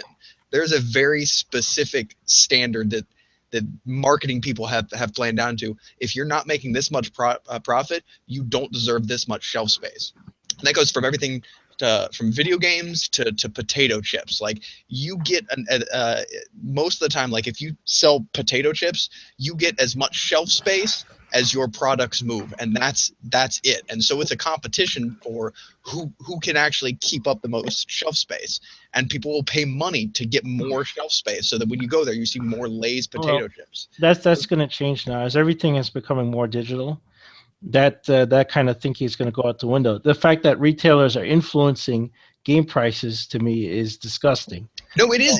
It's absolutely bullshit. It's one of the reasons that No Man's Sky sold at a full $60 period. It was never supposed to be a full $60 game, but Walmart and a lot of big box retailers wouldn't put it on shelves unless it had a full game price, because it wasn't worth their time. And so that reflected back into the digital marketplace. You do see lots of games in the PC realm for 15, 20 bucks that are trying something new. A lot of early access games, you never have to pay full price for them. So like this kind of thing does exist, but we've locked ourselves into this ecosystem in console games where everybody has their hand in the pie because everybody wants their own little piece, and there's nowhere to drive the price down anymore. So you can't have $15 games being sold in physical boxes at retailers, and that's part of the fucking problem right now. Yeah. Damn. I think the call should be for prices to change now online. I shouldn't be able to buy Battlefield 1 in the store for $60, and it also costs $60 digitally. Yes, like, what is the point? Problem. Yeah. But they don't want to do that because they don't want to hurt the retailers. That's the problem. It's just like comic books. Like there's no reason that a digital comic should cost $4. You know, there's nothing there, but they don't want to hurt the retailers. You know, it's bullshit. Yeah. And then, because in the end, that is where they make most of their money. Yeah, but we veered off very much from the actual question here. I guess I understand that. Like, I still get hyped about games, but definitely not on the levels that I used to, you know, because of all these things that have happened, I'm a little worried, you know, in case the game, and in this generation, there's been a lot of, like, you know, fuck ups, you know, like you get a game, even if it's a ultimately good game, it's going to be broken on day one, needs patches and DLC and all this other shit. So even if a game is good, it's going to be tempered by some nonsense. Like, it's gotten to a point where if you buy a game and it works perfectly from the first day you buy it until you finish it, that's a surprise, which is crazy because that's the way it's supposed to be, you know? But yeah, I think it's more of like the quality of the games that are coming out now. And I am talking about both the content and just the actual quality of it, like with patches and all this shit. That's tempered our enthusiasm for getting excited about games, you know, which is sad. It shouldn't be like that. Like Congo said, we still get hyped as shit for these Marvel movies, but there's a reason for that because they've always delivered, right? With games, a little bit more worried there, you know? It's fucked up. All right, anybody else want to? Yeah, really? Yeah, Marvel Studios they haven't let me down yet. Have they let you down? Okay, Marvel Studios, no. Marvel movies based on Marvel characters, yes. Oh. That's a different story right Don't there, go back brother. to the dark times. Yeah. Oof, brutal, you know? Oh, by the way, Doctor Strange is now officially the highest grossing solo Marvel Studios. Beat Iron Man, right? Beat Iron Man, that's right. Crazy, right? Who'd have thought? Doctor Strange, and they said it was impossible. Yeah, Doctor Strange out of all people. That blows my mind. It doesn't matter what Marvel does next. It's going to be their biggest movie. Like it's just that point now. Like, and I hate to say this, they could do a Squirrel Girl movie, and it would I think that would break Doctor Strange's record. It's like they can't fuck up. Yo, Warner Brothers must be pissing themselves, man. Yeah. One of them I'd be pissed. Like, hey, we did it with Suicide Squad. Yeah. Oh. And then all of a sudden they said, oh, hey, by the way, we have the second string character, Doctor Strange, that nobody gave a shit about. Oh, wait, it beat Iron Man. Oh. And we're getting ready to bring out Guardians of the Galaxy 2. Yeah, that thing that we just pulled out of our ass crack that nobody cared about. Hey, remember those side characters that nobody cared about? Some guy, a raccoon, some green woman, and a green big dude, and a tree. Oh. I want people to understand this. This is very important. Doctor Strange was a hit. Guardians of the Galaxy was a hit. And yes, Iron Man, a B character. I know he's big now. He was a big character, big, and like Chris said, Ant-Man, all huge hits. Marvel knows what the fuck they're doing. So Fox, talk to these guys. I'm just saying. Here's the thing. You got to, like, the thing is that they literally went out the gate with a character that not many people cared that much about with that original Iron Man. Remember when Iron Man was first coming out, everybody was like, this is going to be fucking trash. Who cares about Iron Man? And it's Robert Downey Jr., that guy? This is going to be horrible. It's like, he's going to be on drugs in the whole movie. He'll put it back in rehab with his son. And look what happened. So if you think about it, Iron Man was the biggest what do they call it? Stretch for Marvel, because you had an actor who just had gotten out of jail for fucking drug possession, right? No, he was like a Hollywood Venom. Like, nobody would hire for him for anything. And then you take a second string character like Iron Man. He's not Spider-Man. And then you totally make it out from there. Yeah, and now Iron Man is the leading character in all of Marvel. How crazy is that? Yeah. You know, he's the guy leading the Avengers. I'm like, Iron Man, he's the second guy. Yeah, it was about Captain America. Yeah. So I have a quick trivia for you guys, or a trivia question. How many Marvel movies do you think are in the top 12 grossing movies worldwide of all time? Ooh. 8. Yeah, it's gonna be something high like that. Like I'm gonna go with 10. Oh no, that's 10 out of the top 12. Hey, why not? Let's go crazy. I'll say 3. I'll say a realistic 6. So it's 4. So Marvel's Avengers is number 5 all time. Age of Ultron is number 7. Iron Man 3 is number 10. And Civil War is number 12. Yeah, I know. But it's crazy, why? man. You know why, right? Because Iron Man 3 came out right after the first Avengers movie. People wanted to see more. You know, Iron Man 3. I mean, it was better than Iron Man 2, but still. Yeah, it's better than I Want My Bed. It was good. I want my bed. All right, let's move on. Last question here from Mr. Daniel Smile. All right. It's a funny one. Can you tell what systems sell more by what's in stock during Black Friday while you were there shopping? Oh my God. Okay, for you guys who don't know, this whole weekend, like part of my entertainment was watching these guys going to Targets and Best Buys and all this shit and hanging out at stores for hours, seeing which systems sold more and reporting it on Twitter. And they're saying, "Oh, look how many boxes of PS4s are there. That means no one's buying them. This thing's in a tank," and vice versa. How do you know that that's just not the second batch of stock they just stuck out there? It's also display stock. Like yes, there's kiosks and displays. You think they're just gonna put like 100 consoles and stack them on the floor so you could just maybe swipe one? You know how much security was in every store on Black Friday? Well, not quite, Chris, because I went to a Best Buy before Black Friday, and there was like, I'm not joking, like there was probably over like 100 consoles on the floor. Well, they're stupid. Yeah. Ironically, I took a picture of like in Best Buy of all the PlayStations, but it was just to say like, oh, they're probably getting ready for Black Friday. Yeah. No, these guys like, I've been here for an hour. They're not moving. They're not moving. By the way, I was talking to one of my friends, right? He works at Walmart, right? And he was telling me that like some of the times when you see that happening, like because people are saying, "Oh, look, you don't see a single Xbox here. There's a ton of PlayStations. No one's buying them." He told me the reason they did that at his store specifically, nobody was buying the Xboxes, so they just put them in the back. They just put the systems that were selling. Very interesting, right? Yeah. Well, yeah, retailers will do that too. Whatever people want to find easier. Because if 100 people come in your store and ask for PS4 Pro and you don't have any on the floor, they're going to assume you don't have it. Yeah, exactly. So what you want to do is get them to buy it. So if that's enough interest, they'll switch the stock on the floor, or they'll switch the kiosk around. They'll put the PlayStation in the front, or they'll put Xbox in the front.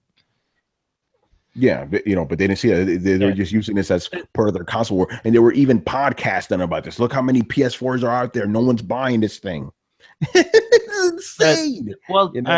Again, I want to ask these guys, why aren't you home playing your fucking Xbox and supporting it instead of standing in the store like an idiot?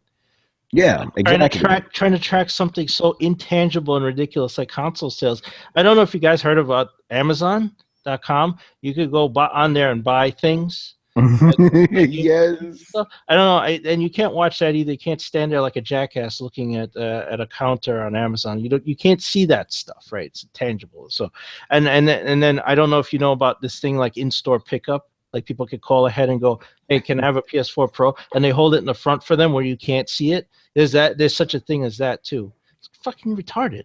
Yeah, these are, again, like this is Friday after Thanksgiving. They could be home chilling. They probably got the day off work. No, they're hanging out at a store all day, seeing which console's selling more, And these guys are getting excited too. Oh yeah, look at that. Sony is getting destroyed by Microsoft right now. Like, oh, it's pathetic, fucking pathetic, man.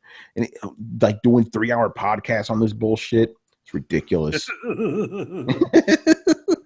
All right, so let's start wrapping up a couple of things here. Okay, so tomorrow night on Monday, I'm going to be on the Game of the Year Awards with my man Kofi. All right, I didn't tell anybody about this, but for the past week, me, him, and a couple other guys, we took our list of nominees and broke it down and stuff. So we're going to have the show tomorrow. It's going to be laughing. Ours is going to be better than that Jeff Keighley shit. I'll tell you that right now. Oh, we have a racing category and a sports category. Separate. Oh, where'd you find these racing games? But all of you guys are doing like gaming awards before Final Fantasy and Last Guardian come out. I was overruled. I'm like, yo, should we delay for 2 weeks? But nobody wanted to listen to me, you know. Oh, Last Guardian's not going to win a bunch of awards. It might. You never know, man. It'll have a solid fan base. It'll have a cult following. I don't think it's going to have the massive. You're predicting exactly what's happened in the previous games made by Team Ico and Shadow Classes were not like big sellers at all. They did not have any mass market appeal. They've always been for a niche audience. The same things that happen in this game, and I know what's going to happen. Dudes are going to come out. Oh, look at Last Guardian. It only sold X amount. It sold under 1 million. It's a flop. No, it did. It probably did better than the other games. What are you talking about? It's never been a mass market game. It's never been Uncharted or God of War. You know. So the problem is that Sony's been posting it up like it's the second coming of Jesus, and it's languished in development hell for like 10 years. No, yes, I think that Jesus was No Man's Sky. Yeah, that was Jesus. That was Jesus and, God. This is Jesus, Joseph, and Mary, man. Yeah, it was all of them. Yeah, thank you for the biblical shit, because I don't know any of that stuff, Like, we just started seeing Last Guardian shit last month, finally, Like, Sony's been very subdued about this game, probably because they know this is not for the mass market. They know what's going on. Going back to Tony's point, Shadow of the Colossus sold $1.14 million, which is nothing on a console that had over 100 million units out. But look how highly praised the game is, but it didn't sell that much, because these games are not. And don't look at those eco numbers. Yeah, eco is probably worse, I'm on there right now. Oh, it's a VG charts, because you shouldn't trust VG charts. Well, these are facts. Want to go with feelings? Yeah, right. Eco was like less than 500,000. See, yep. Critically acclaimed game, by the way. What about the collection? How much did that sell? Oh, let me see. I have a feeling that one sold better than the 1.3 million. 1.3 million. See, almost a little under Shadow Colossus. So if you're going in expecting the Last Guardian to be like selling 10 million, you're gonna be very disappointed. This shit, I'm gonna predict right now. I'm gonna say it's gonna probably sell 2 million. I'm gonna go with 2 million, a little over Shadow Colossus, just a little bit. Yeah, my only point is it's not gonna be a tipping scale. I don't think it's gonna change a lot of the Game of the Year awards. It might be for 1 or 2 people who are like really passionate about it, but like everybody's expecting this to be like ammunition for the console war. Like it won't be. No, it's not. It won't be. Definitely not ammunition for the console war. Ooh. It won't be. Well, it won't be this year because it's not going to be part of. It's going to be for next year. Yeah, it's going to be for next year. That's funny, man. All right, and the last thing is, I need to say this now. This is not guaranteed, but I need to put out there just in case. So your boy Tony may be going to PlayStation Experience.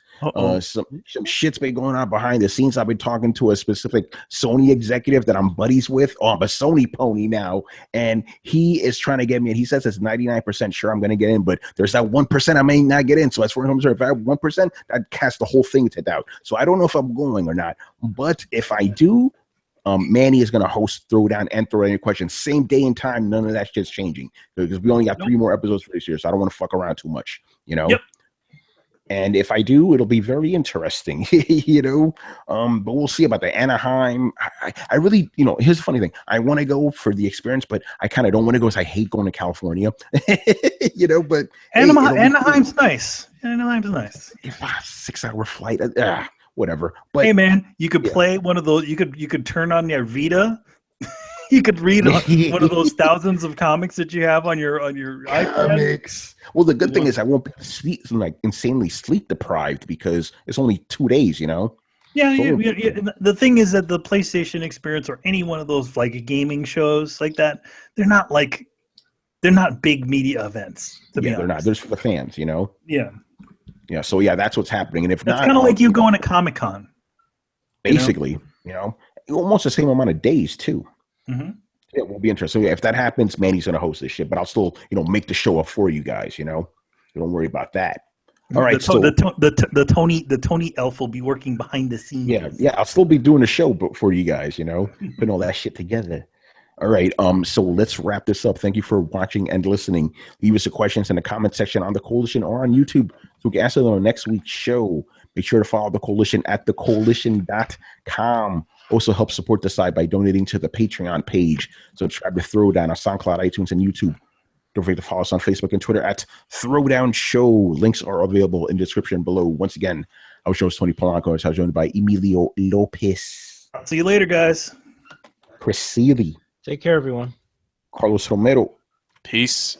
And Brett Murdoch. Deuces. Deuces, party people. I'm on mute. It's been real, people. All right, guys. Later. Later.